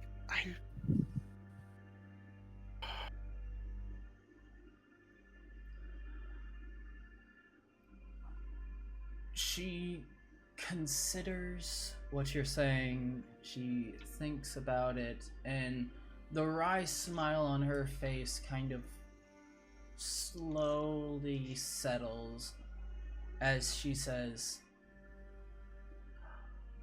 I could possibly do it again. I was very lucky on this one, and there were a few accidents that happened throughout the process of making the leather, and then using the my hide. character's gonna pull out the frost dragon hide.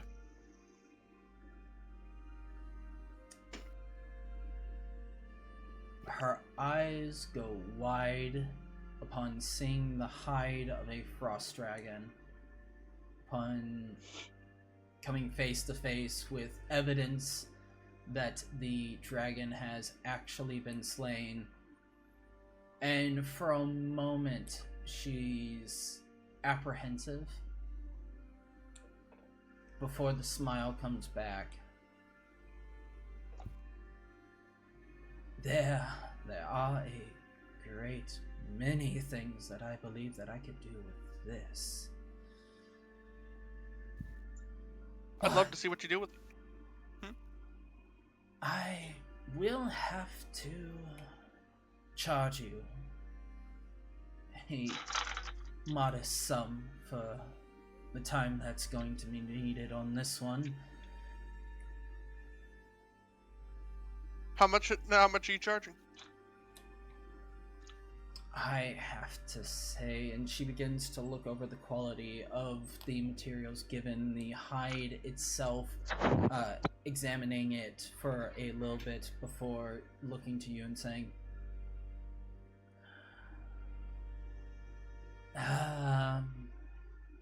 maybe 40 gold pieces? How about we call it 60? Because I'm very pleased with the work you're doing. 60 gold pieces would be quite lovely. Do you happen to have anything that was used in the cutting of the hide? My character pulls out his dagger. Okay, so a simple dagger will be able to make its way through. I was just hoping that there was nothing that would be required, so I can do that. Give me about a month. Okay. Then I'll see you in a month. Very well, thank you very much for your patronage, and Of course. I will ensure that you have the finest of leather armor made for you. Oh, and to hold you over while you're working on this, I do have a couple swords that I could sell you. I'm sure it'll make up for any, the revenue from them will make up for any any lost money from having to work on this.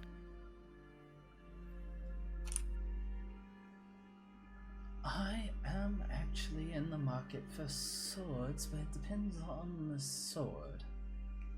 My character's got to pull the three steel great swords from his bag. She sets the hide down of the white dragon and begins inspecting these swords. She's actually gonna roll a. If you need it, I did write down the price I did write down the market price you said that it had. Yeah, go ahead and let me know what that market price is. You said that it would be worth about 75 gold a piece. Okay, 75 gold a piece. She's going to do a quick inspection of the goods. Keep in mind, I rolled pretty good on this. Yep. You rolled... I think you rolled above a 20 on that? I think so, yeah. So, above a 20, she's going to be rolling with that above 20 DC in mind.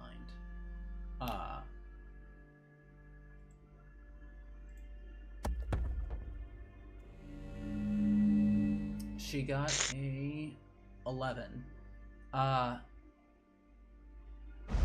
Looking it over, you can see as she turns the blade in her hand and then grabs the hilt, moving it side to side, finding the balance and where the weight is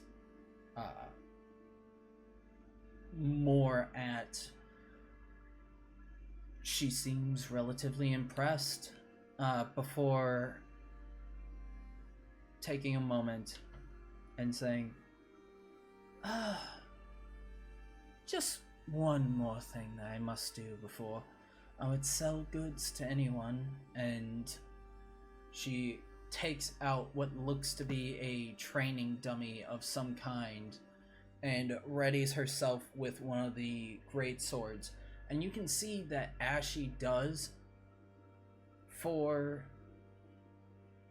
woman in her mid to late 30s selling armor and weapons, she looks very comfortable holding on to this greatsword, and she slashes down against the dummy. Gonna roll to attack.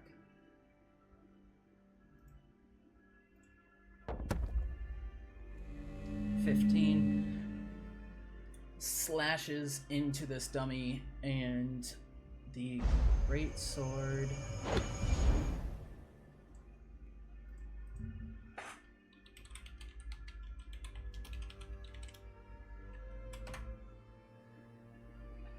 got it. Let's see how much damage she deals to the dummy.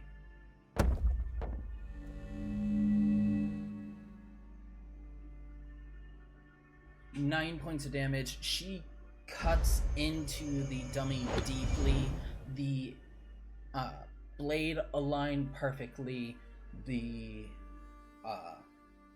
edge cleanly slicing through this dummy before she pulls back and then investigates once more along the edge, kind of checking with her nail along the edge to see if there's any rolls or any nicks, and she finds that there are none.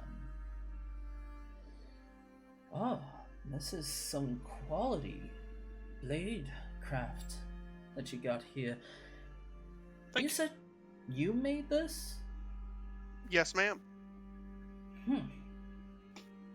Well, if you are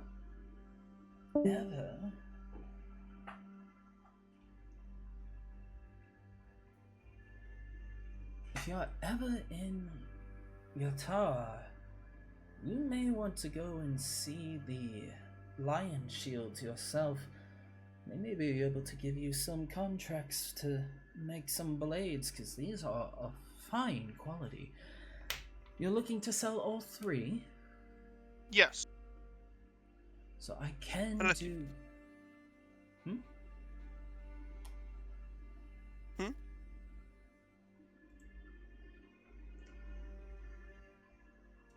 You were about to say something? No. No? Okay.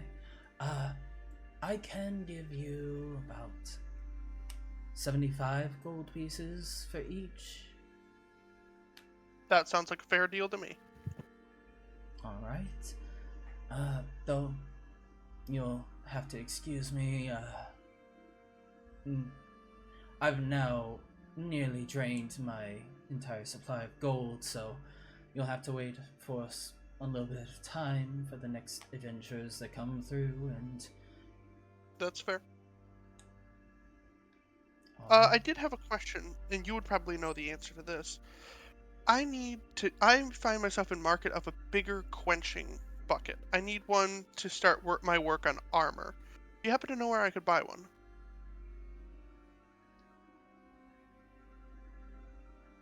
Say that one more time, my brain stopped processing for a moment. He's asking, because you said to work on armor, I need to upgrade the quenching bucket that's at the forge. Yes. He was asking if she knew where to buy one. Well, you may be able to stop by the blacksmith in town, see if they have anything that they're not using. Though they don't typically work in metal armors. Otherwise, you just need to find a woodworker, stonemason. They may be able to make you a tub big enough for what you're looking to do. Understood. And my character is gonna head off to the woodworker. Before Darius leaves, he'll ask her, "Hey, do you have any upgrades to shields? This is what I'm currently using," and he pulls out a shield.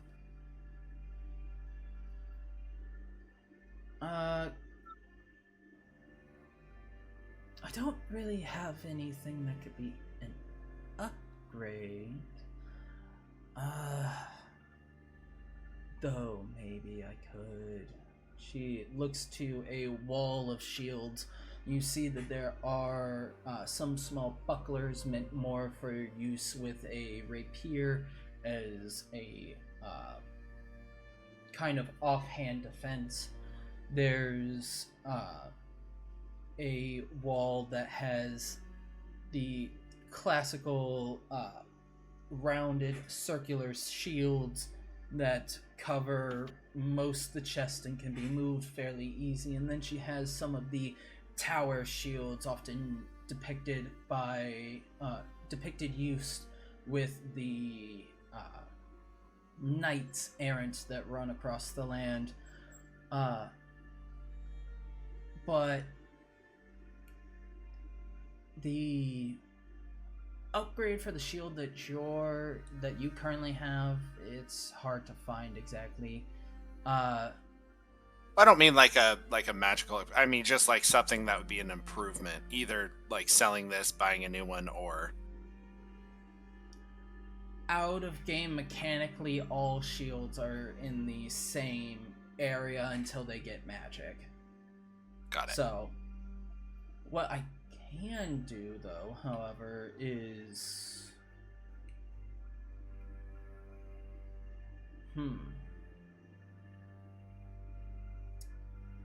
If we want to do this, I can come up with a ruling, but it would essentially be that if you had a tower shield, you would be able to take a knee behind it, essentially go prone, and have half cover on yourself.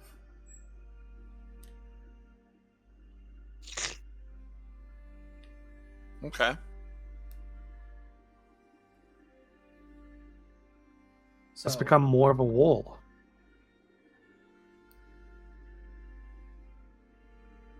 if that sounds like something you'd want to do, then we can discuss that later. But for right now, mechanically, shields are a shield is a shield is a shield until magic is infused in it. Okay, cool. So after the game, we might discuss that more in depth, so that I can have a ruling listed out. But Lenine looks to you and says, I have what I have, but that shield seems to have done you well, at least for the time being. These shields will remain up here for as long as you need them. Perfect. I will, I'll come back and visit you. All right. And I think with that, we're going to take a bio break, because I have to go and just give everybody bio break all at once. So, Alright, bio break it is. yep, got 10 minutes for Sounds our bio good break. to me. See y'all here in 10 or thereabouts. Sweet. All right. Be right back. Ease up.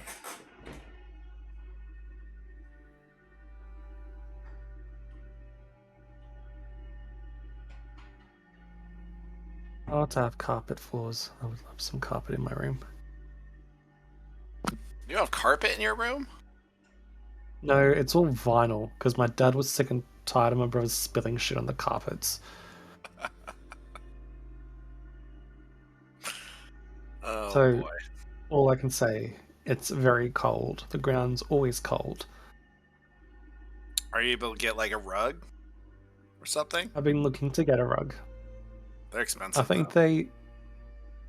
depending on where you buy them. I think Coles are selling rugs at the moment, unless they're not selling them anymore. $40. Probably not the, like, most well-made. Probably, I don't know what... They look like a cheap... like a remake of a Persian rug. Mhm. So, who knows? Like, That'd be good, cool. but Nice. I wouldn't know. Mum bought this ugly ass black shag rug in the living room, and it's already fucked because my niece likes to throw her food when she eats, and my sister-in-law's like, oh, let's put the high chair over the carpet if I can get food in it very easily. That's great. Yeah, so, you know, cookies and all other sorts of things. In the carpet. In the carpet. It's a shag carpet that she got a freaking Temu. Of all places to get a fecking rug. It smelled when I opened the bag. Mum's like, could you open this for me? It's like, fine. It smelled of like forced labor and chemicals. Mm, Chemicals or tentacles? Chemicals. chemicals. Okay, good. Yeah, it smelled of child labor and chemicals. And I'm like, how much does this cost you? It cost me like $5. I'm like, a rug should not cost you $5. Like, a cheapest I would go for a rug is maybe $50. The Oh, last did ru- she got it at a garage sale or something? No, she got Like it from secondhand? Temu. Oh. Yeah, the last rug I bought was $180. Yeah. It's a really How nice long rug. has that lasted you? I mean, we got it soon after we bought this house, so it looks really great, and it's been around,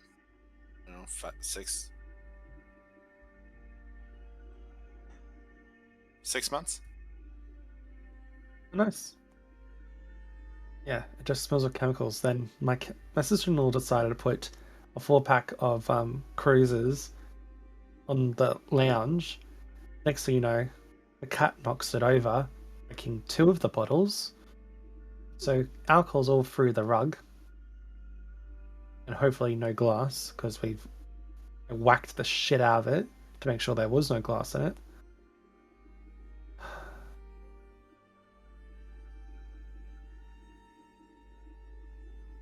My mum just buys shit. I think you Like, just some of the need clothes- heated flooring.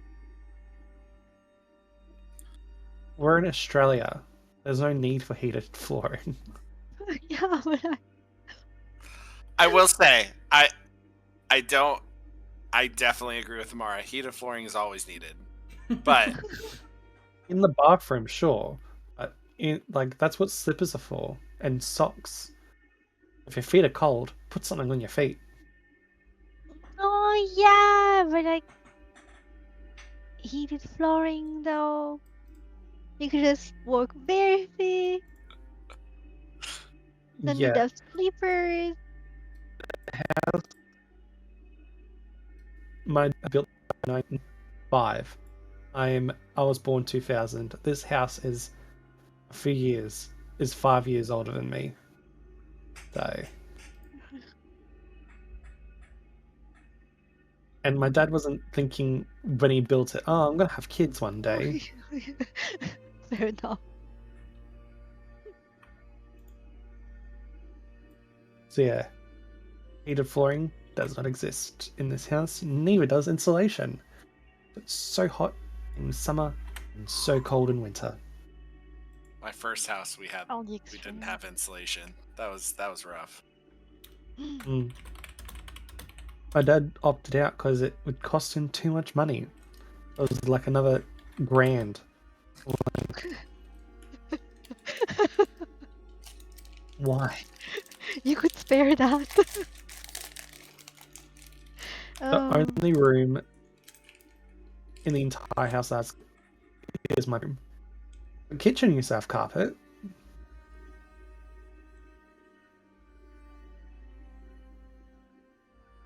The kitchen. Yes. The back living room / kitchen have carpet in it. How come? That's about the second Oh, maybe grossest it place to have wasn't. carpet. Yeah, Yeah. first thing the bathroom. Yeah, I've Well, seen. listen, the 70s were a weird time. In a lot of places. My dad's Yeah. a carpet layer by trade, so he's like, I'm fuck putting tiles and or floorboards down. I'm just gonna carpet everything. He laid the carpet himself with the help of his brother. Oh, okay. But what was the reasoning behind putting carpet in the kitchen? Because it was easier than and cheaper than buying tiles. Oh, okay. Then kids, and he was, yeah, time to rub the carpet. And he put tiles down. Seems like he might have just saved himself the trouble and put tile down in the first place. Yeah, but he was Yeah.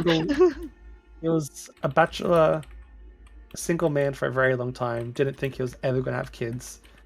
Living in a house by himself, and he's a very clean person for the most part. So, go figure.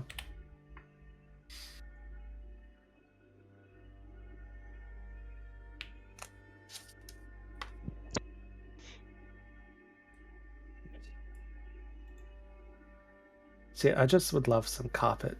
Just nice wool carpet.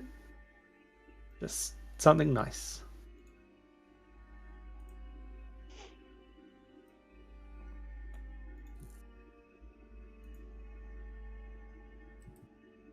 Maybe not a looped pile. Because you have a looped pile, that means it'll be harder to clean it because of the loops of the material. Well, it depends what carpet you get, though. That's what I was saying. Like, probably get like a cut pile. A looped pile will just get things in it, and if you try to like sweep it, it'll thread to all that stuff. We'll probably get New Zealand stuff because they're always good.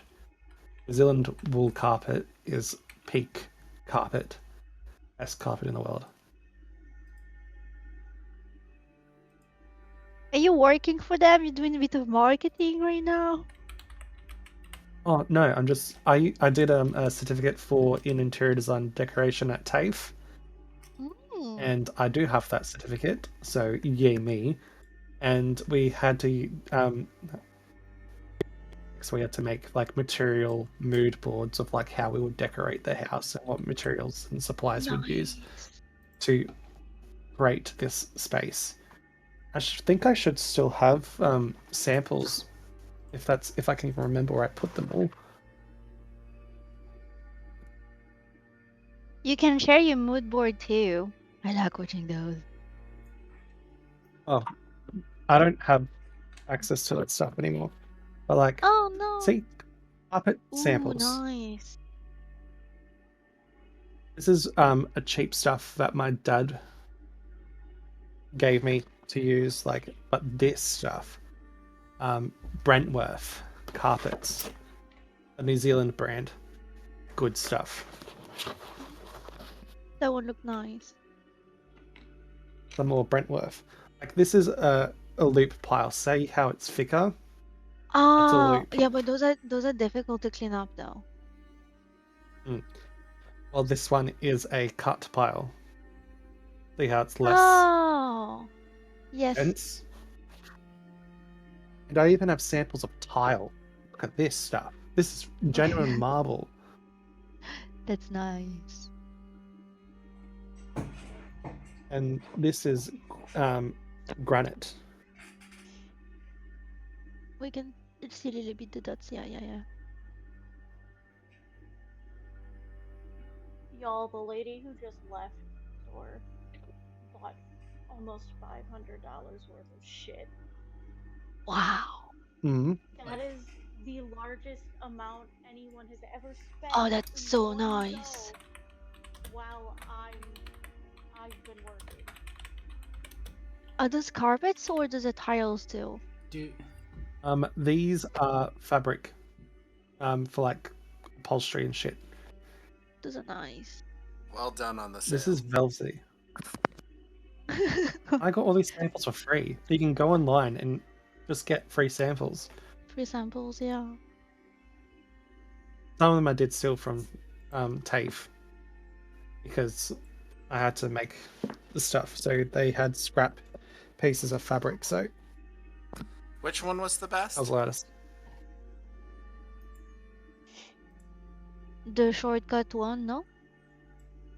Yeah, short cut pile. Brentworth. Yeah. Is there a specific like Leavenate or Samurai? Gallant? Ripples? What are we talking about? Carpets. Carpet. We're talking about carpets. Is there like a specific style of Bremworth? So Brentworth. So this particular one is a cut pile carpet, may be prone to shedding. So, but it lasts a cut proof cut pile. This one is called gravel. Oh, nice.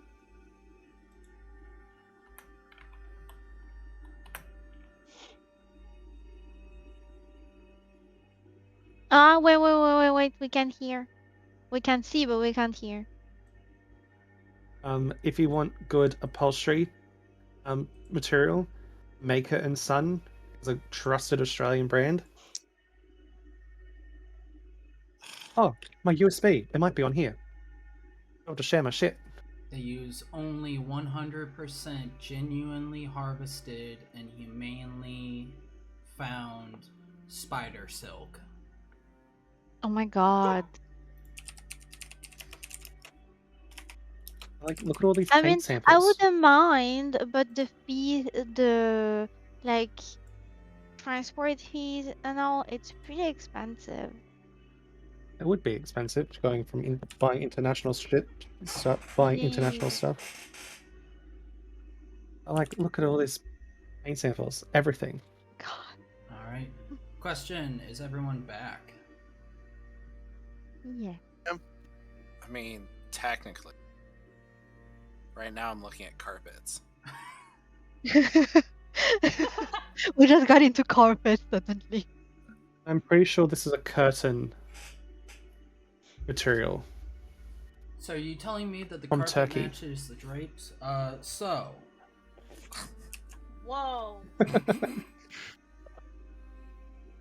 Mine don't. My carpets Like- are cream and the Wooden. curtains are blue Nice. with cast That looks like metal holes. aluminium. Aluminium. Aluminium. Yes, Aluminium. that's your dirty Aluminium. word. You ruined it. It's aluminium. No, the flooring. Aluminium. You mean linoleum? millennium. Aluminium. Yes, aluminium. Linoleum. That. Holy cow, this Bremsworth's carpets are ultra expensive. We went from Yeah. Dungeons and Dragons, boarhide, Carpeting. and great swords to the expense of Australian carpets. Kiwi carpets, actually. Kiwi There you carpets. go. You have the title for the video. Kiwi carpets. Great swords and kiwi carpets. Of course, I did learn that the New Zealand dollar is about 60% of the US dollar. So there's that knowledge. So US dollar gets you more in New Zealand? Yes, it does. That's like the Hungarian dollar. $2,000 is like a million Hungarian. That's like 1 US dollar is 354 Hungarian forint. Yeah, it's called the foreign. I'm gonna Yes. look this up now, 'cause I don't want to talk out my ass. I mean, that's kind of our whole shtick.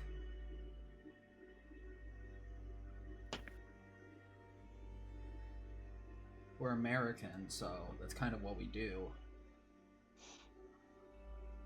So $1 equals about 1,366 won in Korea. Huh. Now, how much is daily expenses in Korea? That's a good question. Hang on. I need your face to move off of my search bar. Thank you. I didn't know that my face was on your search bar. Sorry.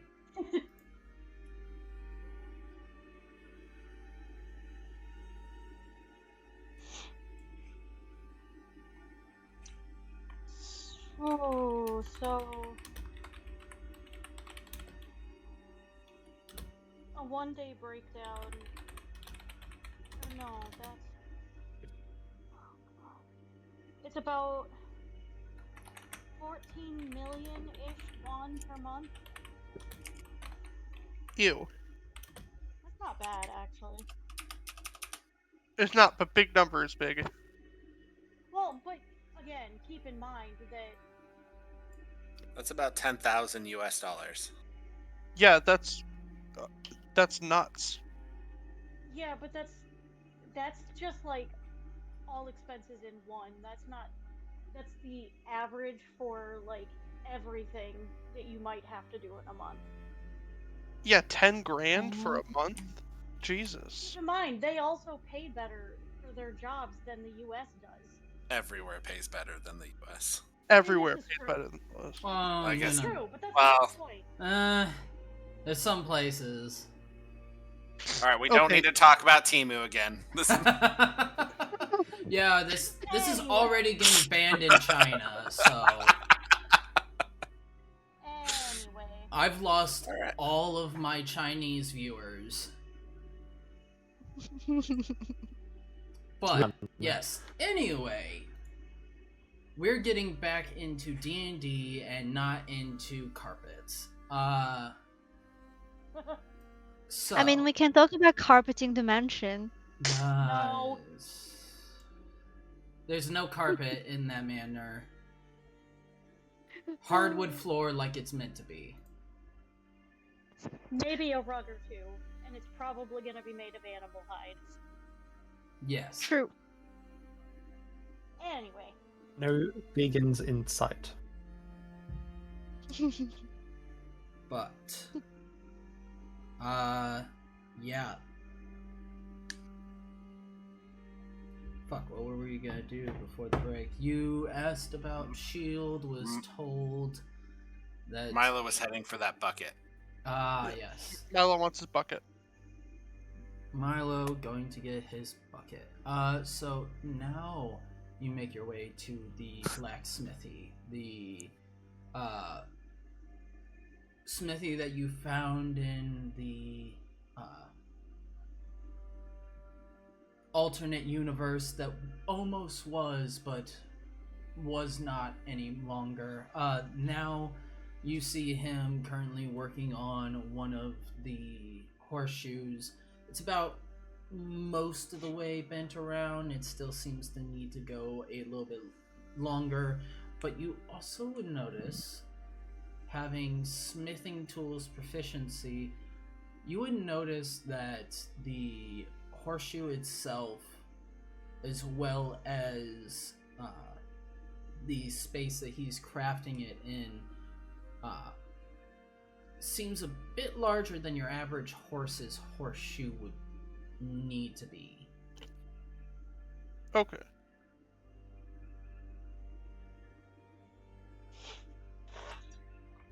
Hello. The hammer stops moving as the man looks back up and sees you, Milo, and he gives you a finger up, gesturing for a minute, continuing to pound away at the metal for a moment or two longer before pushing it back into the flames of the forge and setting down the hammer, dusting off his hands, turning to walk to the pair of you as he says,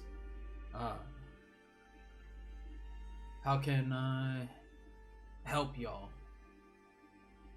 I am in the market for a bigger quenching tub. I'm working on some commissioned pieces, and I need a bigger quenching tub for what I'm doing. Need a bigger quenching tub, alright. Got any idea roughly about how big you're looking for? Do I even need to roll for this, or is this a thing of like my character knows how big it needs to be? Your character would have an approximate guess of how big it would need to be. Alright, then he's gonna give the dimensions that he needs to the man. Alright, well, I think I should be able to make something like that. I don't currently have anything on me that would be able to fit within those dimensions. I don't typically work with items of that size, but let me think. What are you planning on quenching with? I'm working on a suit of armor for a patron. Suit of armor for a patron. Alright, so you'll probably want to work with something more oil-based. Make you something that'll be able to transfer the heat properly and won't crack throughout time. Is this going to be an indoor smithy or an outdoor smithy? Half and half. It's a three-wall type of scenario. Alright, so some exposure to the elements. You see he's currently working on the idea in his head for what would be necessary for that size and for the purpose, function, and usage of Well, I think I can get working on something for you. Probably take about, I don't know, say about another week, 2 weeks. Get all the materials and get it set up for you. It's not gonna be something they're gonna be able to easily move around, so I'm gonna have to go up to. Y'all are still at the manor, right? Yes. Is Eh, the I hate to be a bother, but is there any way you can get that done faster? I need to have this done before we set out, and we set out in a week. I'll have to put off some of the other projects that I'm doing currently, but I can pay extra if it helps. that would definitely help.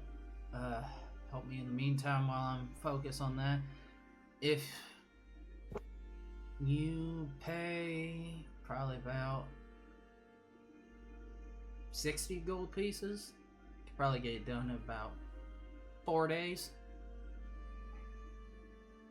Question, Cal, are you working off the 10-day system, or are you working off of, like, Yes. the 7-day week? Okay, so I have 10 days, not 7. Mm-hmm. Okay. Alright, I can work with that. I hand over the 60 gold. Alright. I'll get right up on that. Probably see me up there relatively soonish. Get to start working on it. As he says that, he takes the horseshoe out of the fire and moves it to a different area, setting it on a metal table of sorts. Still glowing hot, still very warm from the fire, but seems that this is an area for him wanting to naturally let things cool down rather than quenching and ruining the piece halfway through. Alright. Who are you making those horseshoes for? We can let them know that it might be a little delayed. Oh, I was making these horseshoes for some rich folk out in Neverwinter. Sent out an order that they were gonna be arriving here soon. Wanted to get some new horseshoes for the travel to Baldur's Gate. Hmm.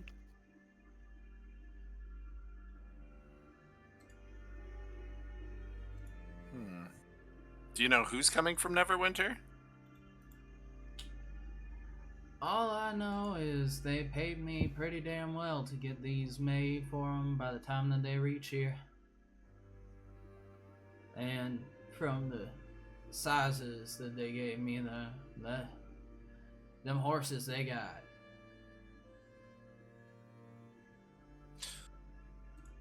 Kayla, based on my war horse, would these fit that, or are these bigger than my war horses?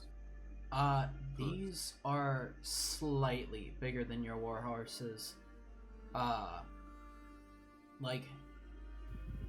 It's not significant enough that you could think that maybe it's this massive creature, but it's big enough that it is shocking to see, at least.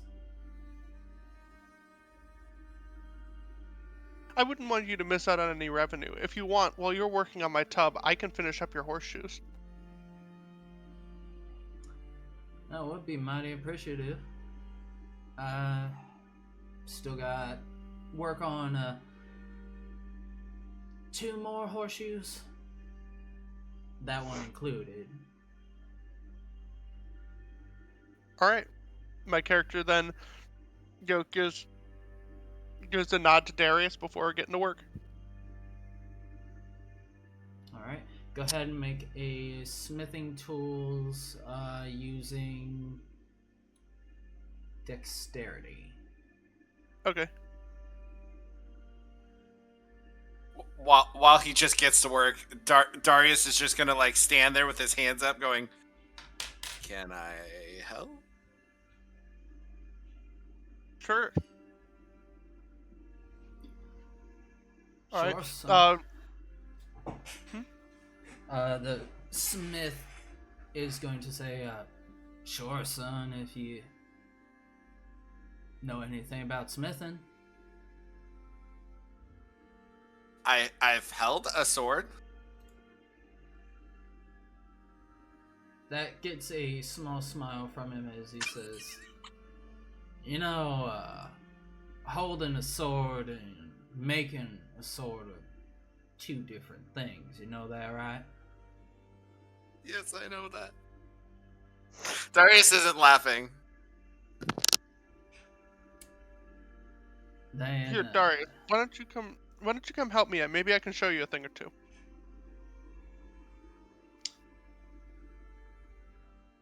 Sure.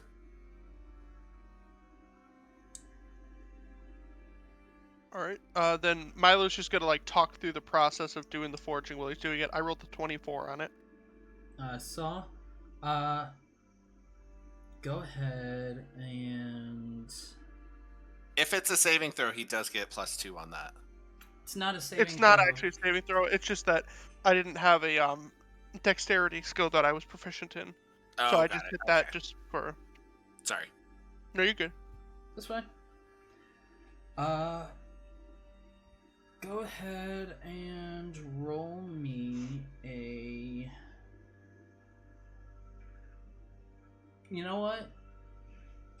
Darius, roll me a intelligence check to see how much you're able to understand what is being taught to you. It's about as good as myself. Hey, that's better than I thought. Alright, Oh wait, before you say what happens, can I like kind of sing my instructions and give bardic inspiration that way? Much in the way of Snow White and the Seven Dwarves, just hi ho.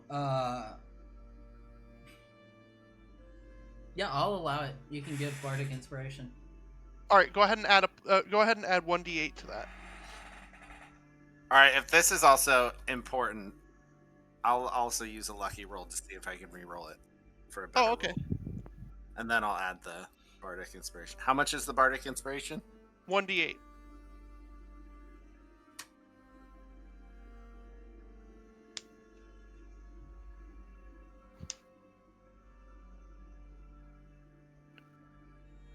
Hey, dirty 20. Dirty 20. Alright. At first, as Milo sings out instruction to you and is teaching you as he goes, at first there's a moment where you're like starting to fade out. That general idea of like losing yourself into the middle distance as someone is talking to you, just a small buzz in your ear. But then part of you thinks, this could be useful to know. Being able to do maintenance on your own armor and weapons would cut down on costs significantly. So you tune back in, and as Milo and Darius spend their time smithing, teaching, and learning, Darius, you are on the first step of learning proficiency for smithing tools. Nice. But that is going to take up the rest of the day for you two. That's fine. Alright. Cal, are you available? I am. The store is thankfully quiet. Okay. While it's thankfully quiet, anything you would like to do? Um, so I think after everything settles down a little bit, um, after, Darius makes his clattering in the hallway and Amara and Bartholomew come to sit and eat, Cal will probably also sit and eat because she hasn't at all today. Because, yeah, she skipped breakfast to go try to figure out magic shit. Didn't Mm. exactly work, but, Um, and while she is eating, she's gonna just kind of lose herself in her own thoughts, mainly thinking about her brother now that things are quiet and she's back with Lucius and Lorelei, and he's about the only thing missing. And as this happens, we're gonna play with one of her other new abilities, which is telepathic speech. Um, she won't realize it, but she is going to uh, kind of project her thoughts of Terrace specifically to Bartholomew. And again, she doesn't realize she's doing this whatsoever. All right. Bartholomew, as you are eating breakfast, settling in for the day, just getting some time to relax after what happened in the forest, uh, suddenly an image appears in your mind. The image of a small tiefling boy.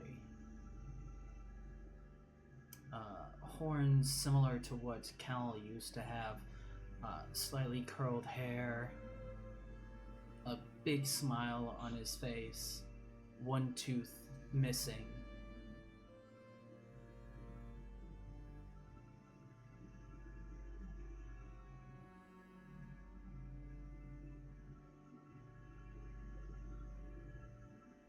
Um,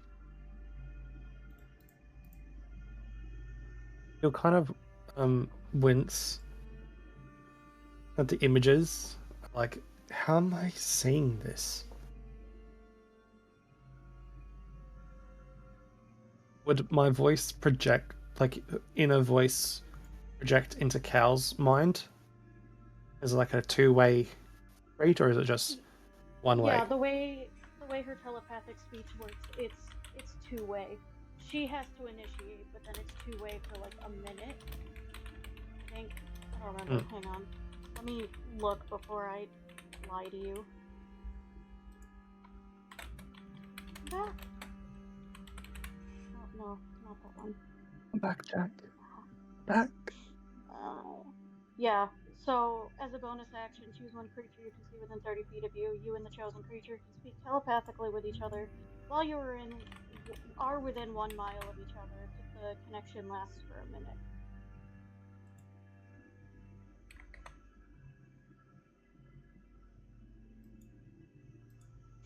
And so, as soon as she hears you mentally, like, where the fuck is this coming from? Her head's just gonna snap up. Like, what the fuck?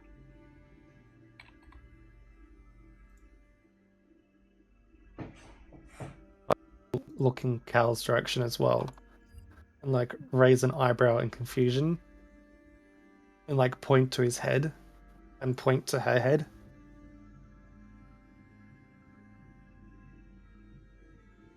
You will just hear a mental, what the fuck now? And Bartholomew will do spirit fingers.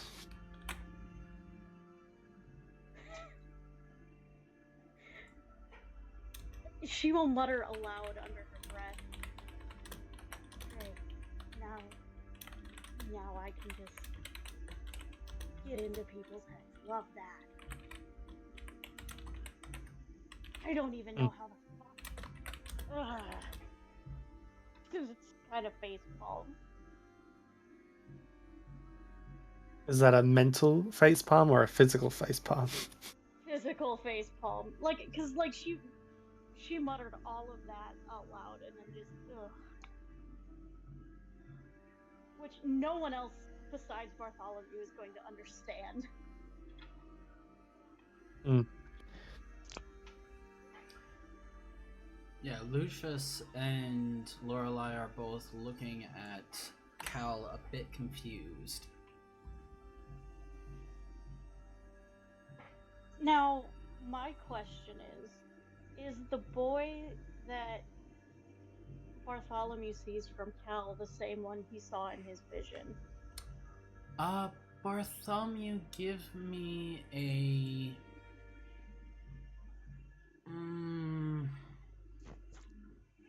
give me a history check. Sweet. Come on. Good rolls. I need some good rolls. Crossing my fingers. You have guidance, don't you? I do, but I feel like with memories, it's more of like you just have to go with it. True. 24. Da-da-da-da. Hell yeah.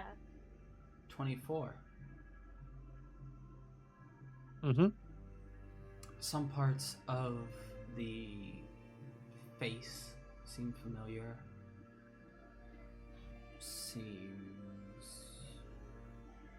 Could possibly be. It's hard to tell considering the age difference between the image shown and the possible age that the boy could be now, also considering other factors of how he's been fed, treated. There's many things that could change in appearance.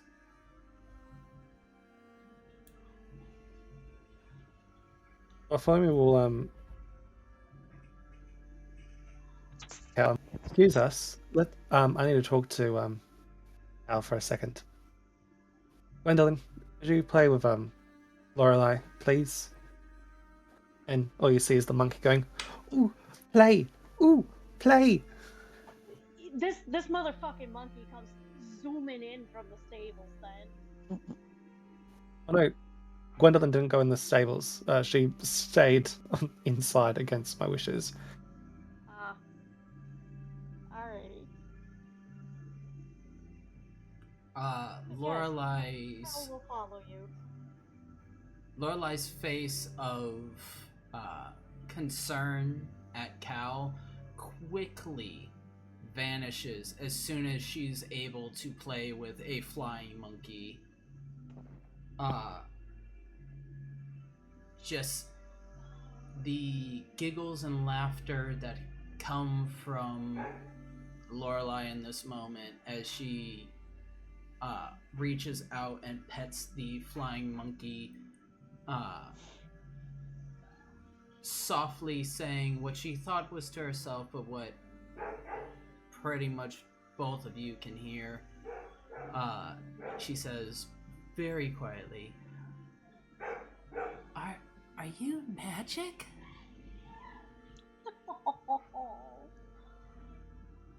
Gwendolyn will respond, "I am Faye. I like to play. La la la la." I like to play too.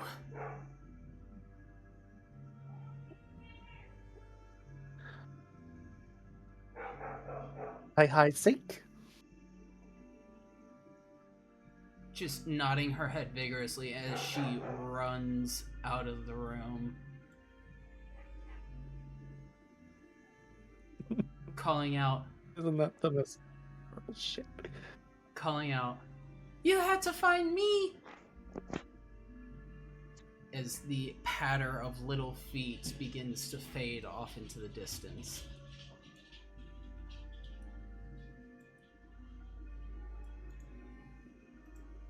Gwendolyn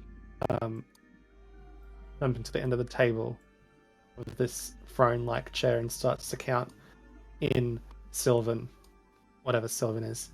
Sa. Ooh. Ah.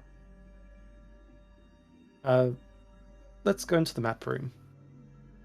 Into the map room. Cal will shrug and follow. Lucius looks a bit concerned, but he doesn't say anything and stays at the table.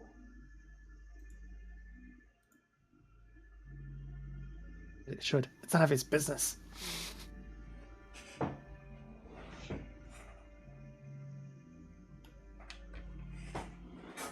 Well, I don't know how the fuck I did that, but, sorry. It's alright. Question. Is that your brother that you projected into my mind? Yeah. That's Paris. One of the last times I remember seeing you smile. Well, Karis looks very different now, well, from what at least Mishra showed me. He's much taller. Finally hit that damn growth spurt, I guess. And his hair is more curly, just like yours before you decided to butcher it all off. You really need to go see a hairdresser. Oh, bite me.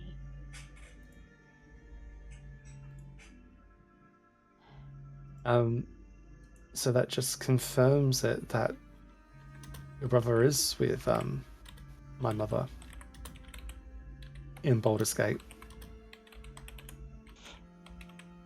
Well then, I guess when we finally get there, we know what our target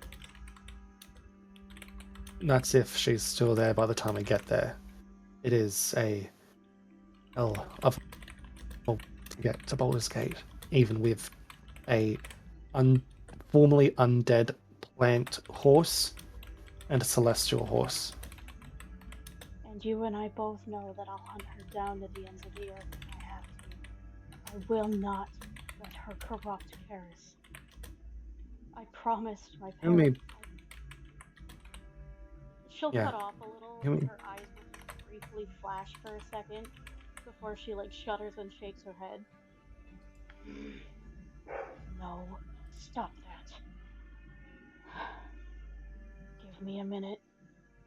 And she just kind of closes her eyes, trying to focus and calm herself down. Take your time. And then finally she'll let out just a long, heavy sigh. Fine. It's fine. It's fine.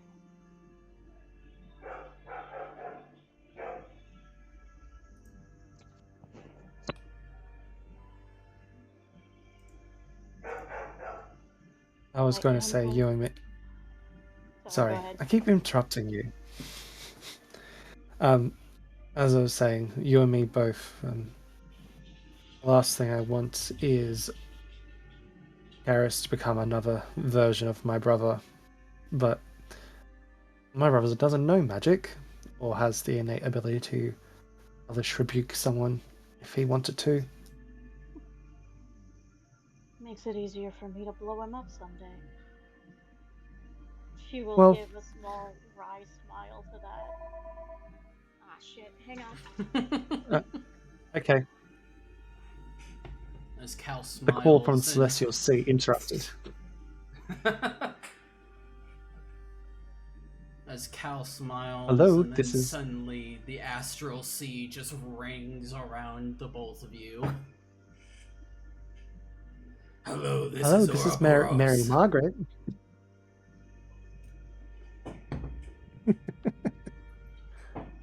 Hello, this is Mary Margaret. Yes, I'm the Sorry, proprietor of the Astral Sea. The store phone just rang, and yeah. Okay. Anyway. I'm good now. Okay.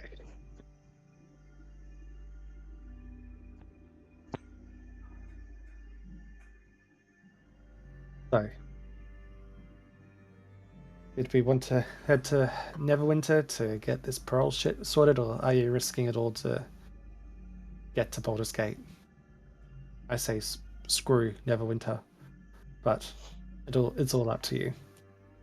As much as I'd like to say screw Neverwinter too, I know the old man's not gonna let me get away with that.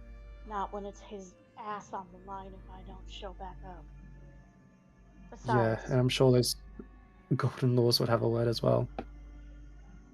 I do have a few loose ends to tie up there. You remember Brick?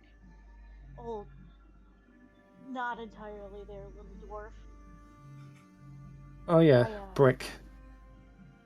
I I left remember stuff. him. Sorry. I left some stuff with him, and I need to make sure that, well, that gets taken care of. Would I be worried what that stuff is? Is it even legal? Knowing you, probably not. It is entirely legal, for your information. I stashed some gold with him that I'd saved up for after I broke Karis out and start a new life somewhere else.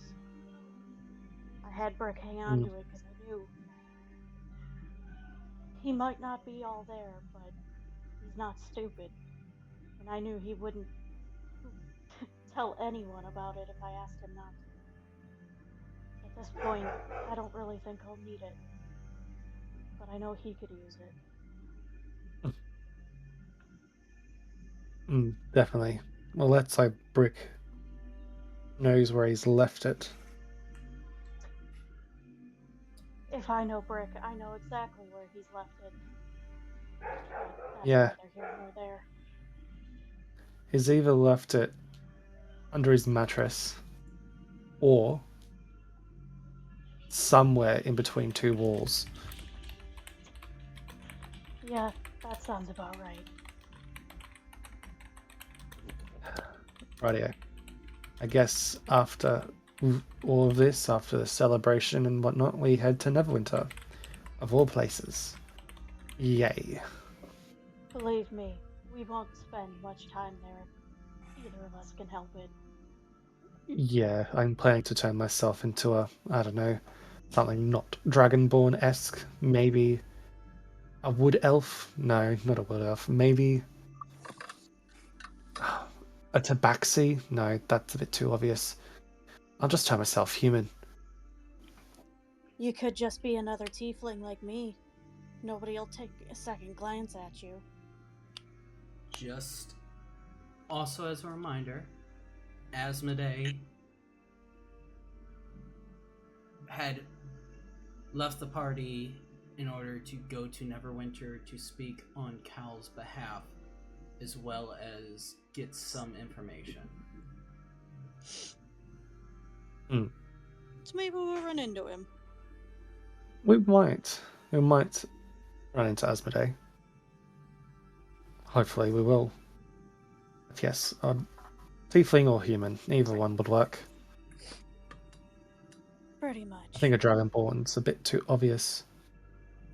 Especially with your scales. Dragonborn with purplish green copper scales. What could go wrong? Everyone knows who the fuck I am. Exactly. And now more fucking customers are pulling in, so I am going to respectfully dip for a hot second. Okay. Okay. Cal The says, conversation ends.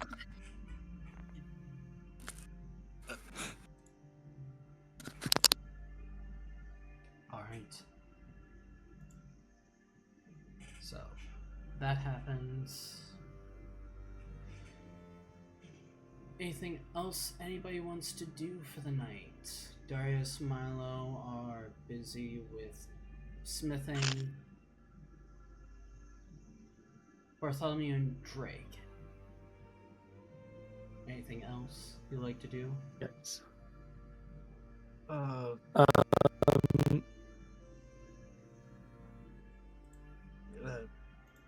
Head on over and talk to Amara about what I overheard.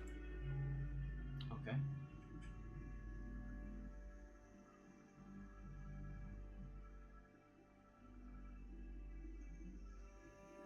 Hey Drake, you okay? Well, if I'm just gonna sit. Sorry. No, sorry, go on, because I just noticed that his token got near mine. Bartholomew's just gonna sit across from Uma and just like just casually listen, like not deeply, but just enjoy Uma's company. So if he hears something, so be it. So be it. Uma's fairly quiet. Uma's not really much of a talker, but she seems to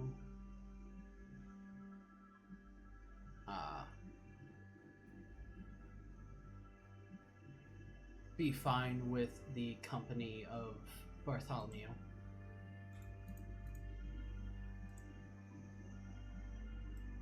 That's all.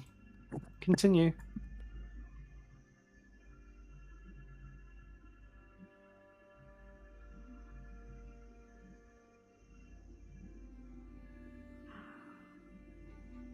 Eating, waiting for Drake. You okay? Hey. Yeah, I'm okay. I just overheard something, and I feel like you should bring it to Har's attention, but I want to keep this a secret. The rest of the party already told Darius and Milo this. Could we talk about this in the hallway? Like, separate from everybody else?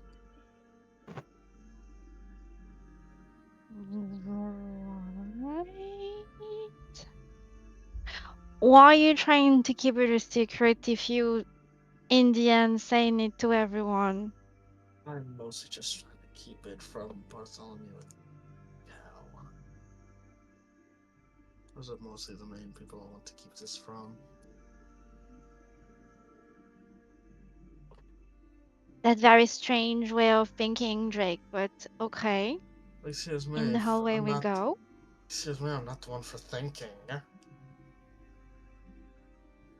Lead the way. Selected to lead, not to read.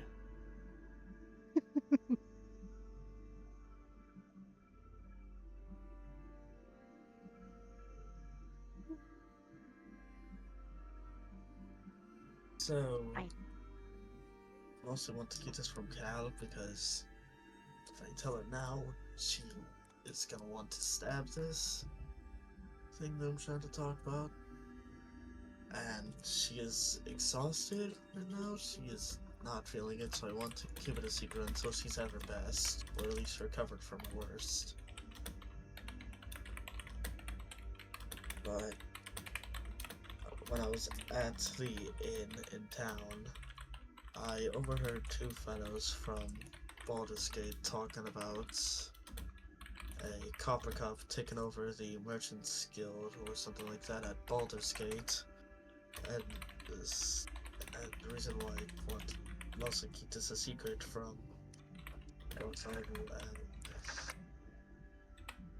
Bartholomew and Cal is because, first of all, Bartholomew is not a big fan of his family, and Cal really hates the coffee cups except for Bartholomew. And Cal is really not feeling it, so I'm trying to keep this a secret until then. So I'll tell the rest of the party in a few days.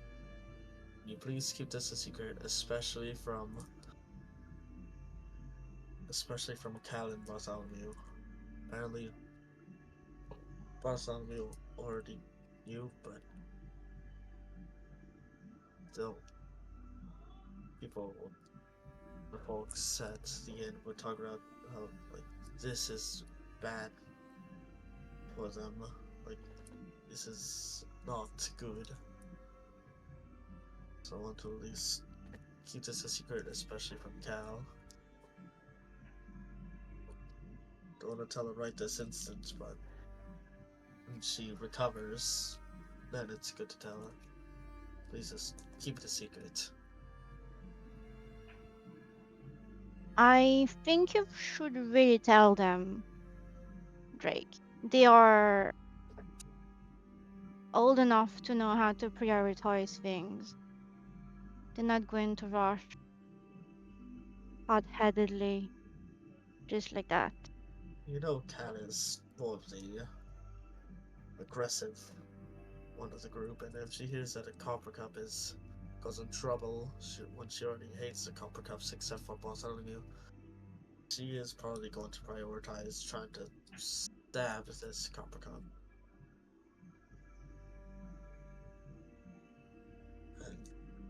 And that would be a bad thing. Yes, because she is exhausted, and if she tried to find anybody with how badly she is in this state, she is just going to hurt herself more, really, than she's going to hurt the Copper Cup. I really just wanted to recover first, and then I can tell her. I really think you should tell them. They have the right to know. The sooner the better. They can prioritize whatever they want to do with that information afterward. If you just need me not to say anything, well, fine. But just go tell them. Alright.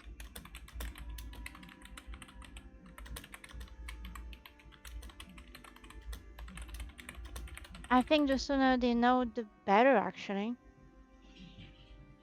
That's important information for them to know. Alright. And then I'll walk out of the hallway and try to look around for Cal then. Back with my brekkie. Hi, O'Brien. You're being too good. Wow, wow, wow, wow, wow. Let's go around for Cal. Alright. Amara, is there anything that you would like to do?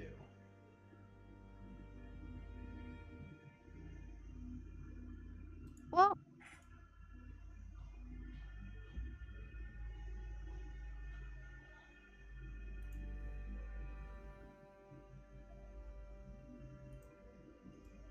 no, I think I'm okay. I'll sit at the table here, have a chat with everyone while I eat. Alright. And then I'll go over the ground because I haven't seen anything yet. Alright. So, while we wait for Cal to come back,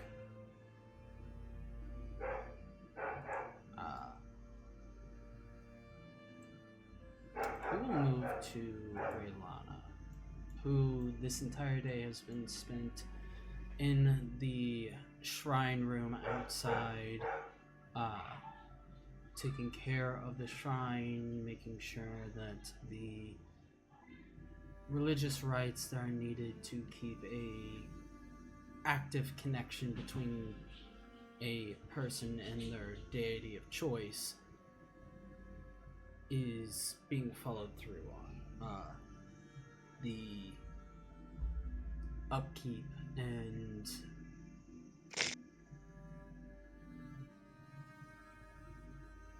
the necessary steps of the nature of keeping a shrine takes time, takes effort, energy, takes her most of the day. So, with that, Where is the shrine? it is outside behind the house. A small building denotes the space. Oh, okay.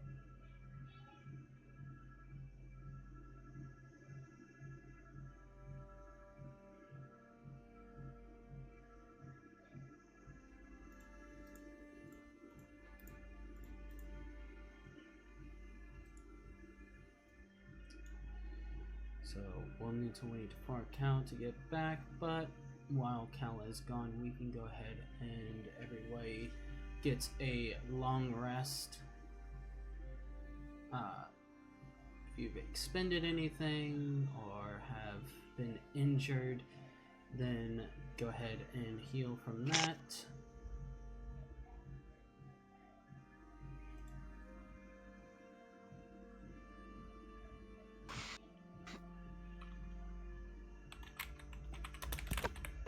Cal just drops to the ground in the map room and just falls asleep.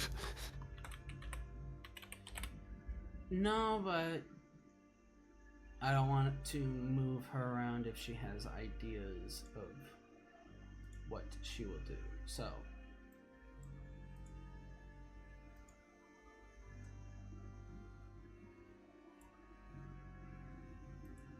but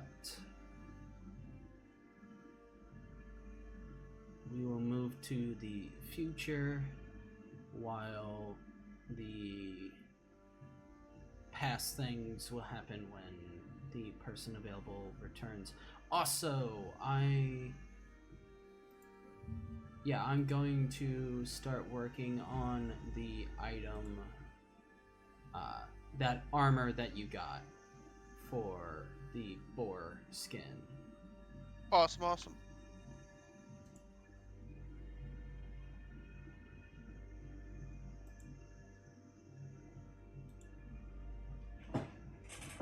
Also, in about a half an hour, I have to leave for a bit. Yeah, I have to leave, so...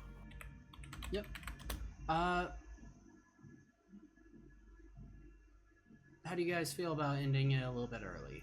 My shoulder is killing me and it's been bugging me all game. Sure. Yeah, sounds good to me. I feel like until we get back on the road, these mini, I want to call them mini sessions because we're just stuck in the same place, don't go as long, if that makes sense. Yep. So officially you guys are on day 3 of the entire trek, the entire week. You have 7 more days till the end of this week. And on day 3, something may happen. I have to do some rolls and get an idea. But, yeah, we'll just end the session here. You guys are at the start of day 3. Me and Bean will have the Lucius talk between Cal and him. But otherwise, fairly good episode. Do the comments, questions, concerns, and then probably end out the session. Brian, if you want to stay so we can discuss the shield ruling, you can. But to start, we will go to Erica, who has not shown her face. No, I have not. No question, remark. I admit I was very lost at the beginning, so sorry for the weird phase.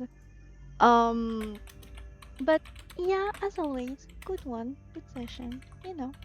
Thanks for the trauma, as always. Alright. Drake. You're currently muted.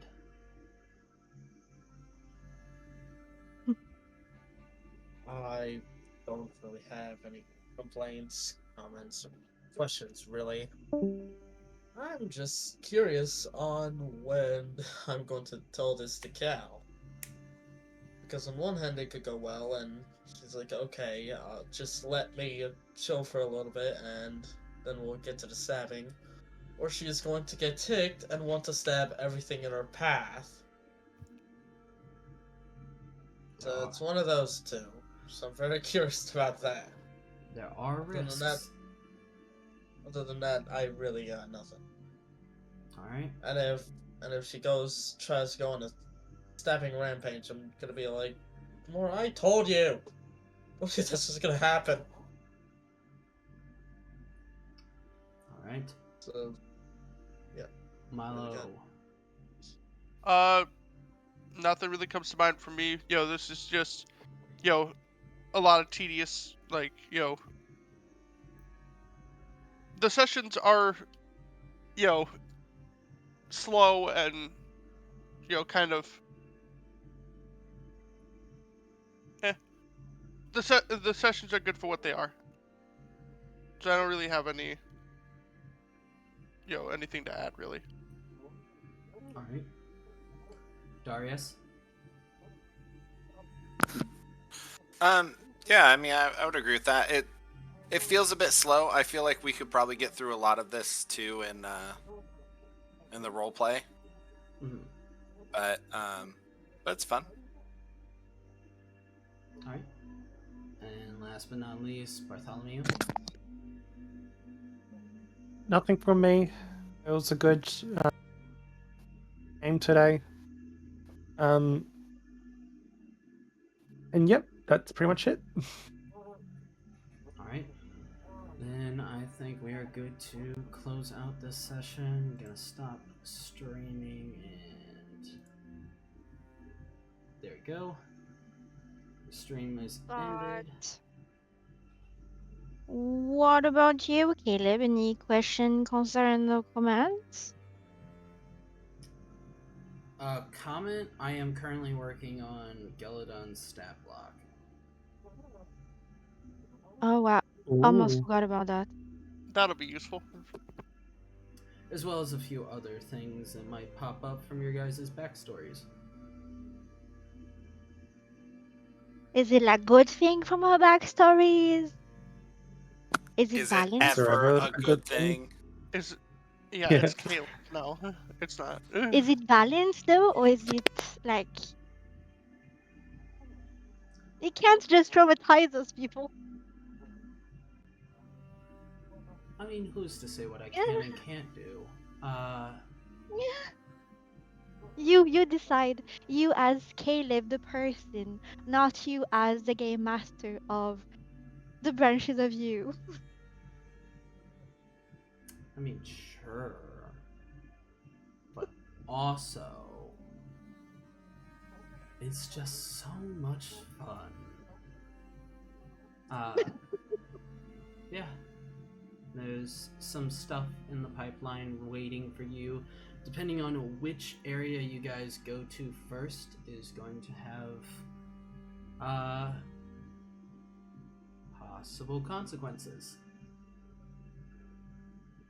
Oh. So we'll see. But yeah. Not reassuring at all, but okay. Fine, I guess. Mm, Like we have definitely, the choice, but alright. definitely makes my ears prick up. Yep. Well, anybody that wants to Well. hang behind and hear this ruling may. Anybody that has to go, it's fine. I will put down the ruling in the New Blood chat once I have it fully hammered out. Hammered out.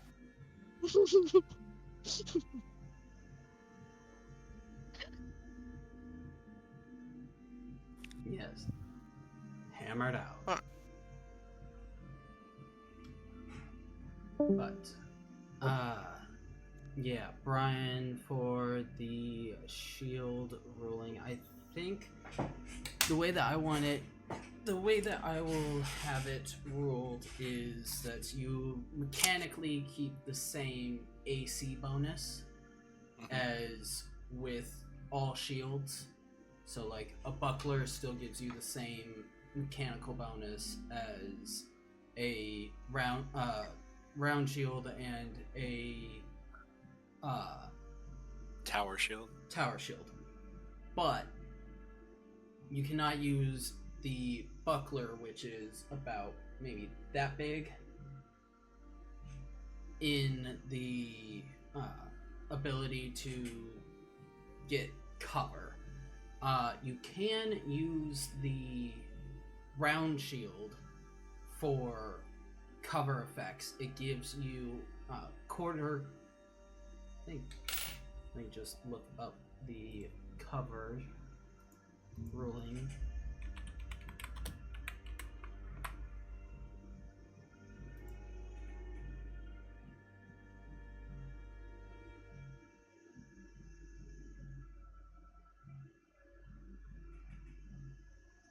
Well, I bid you guys good night.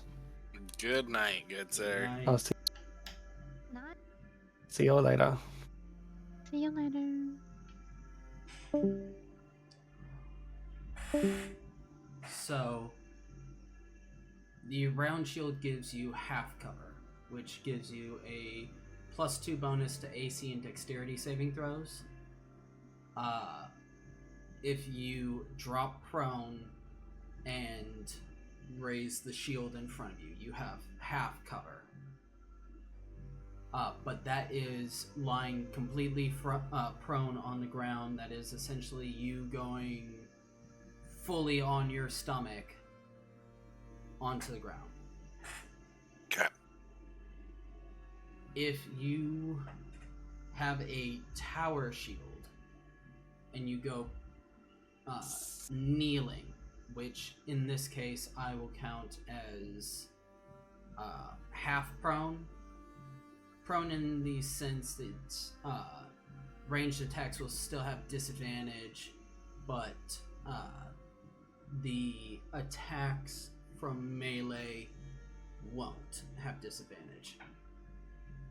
You'll get 3/4, or won't have advantage on you.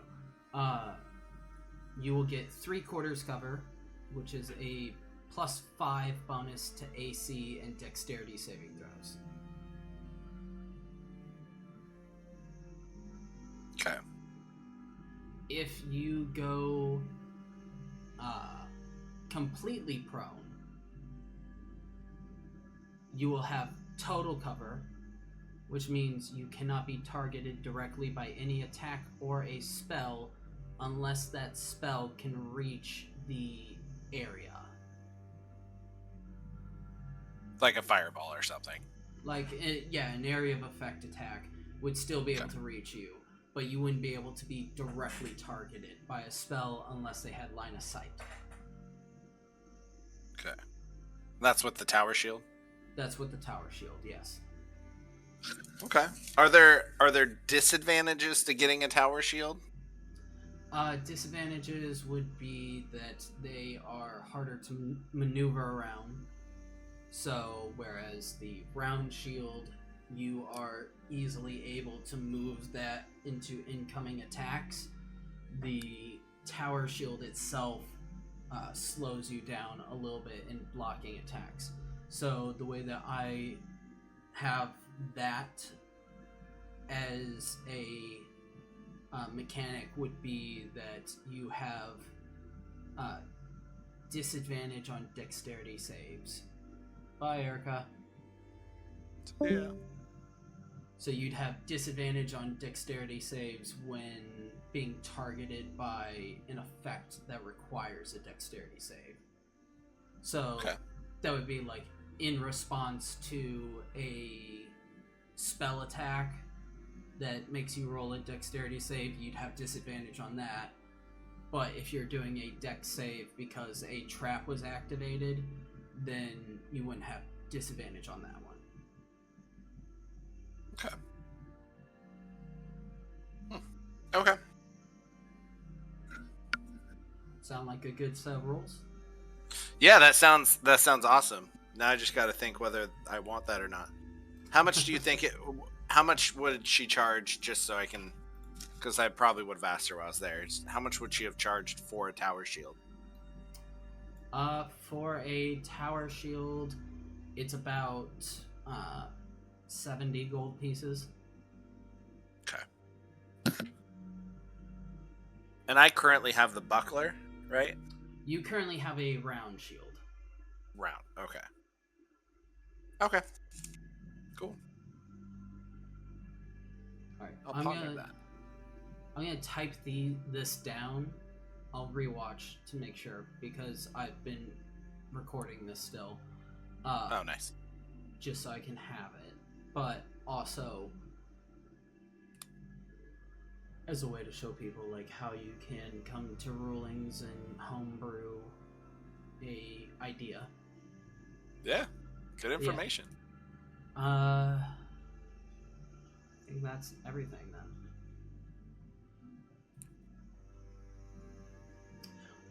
Tell me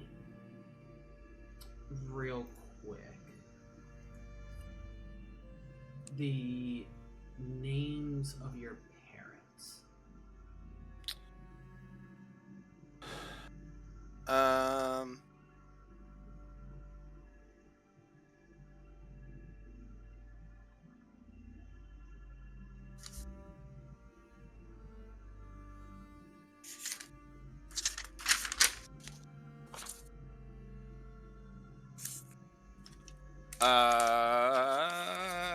I didn't give him a name. You might want to give them a name. Okay. I'll come up with names and then I'll send you a message. I'm trying to think.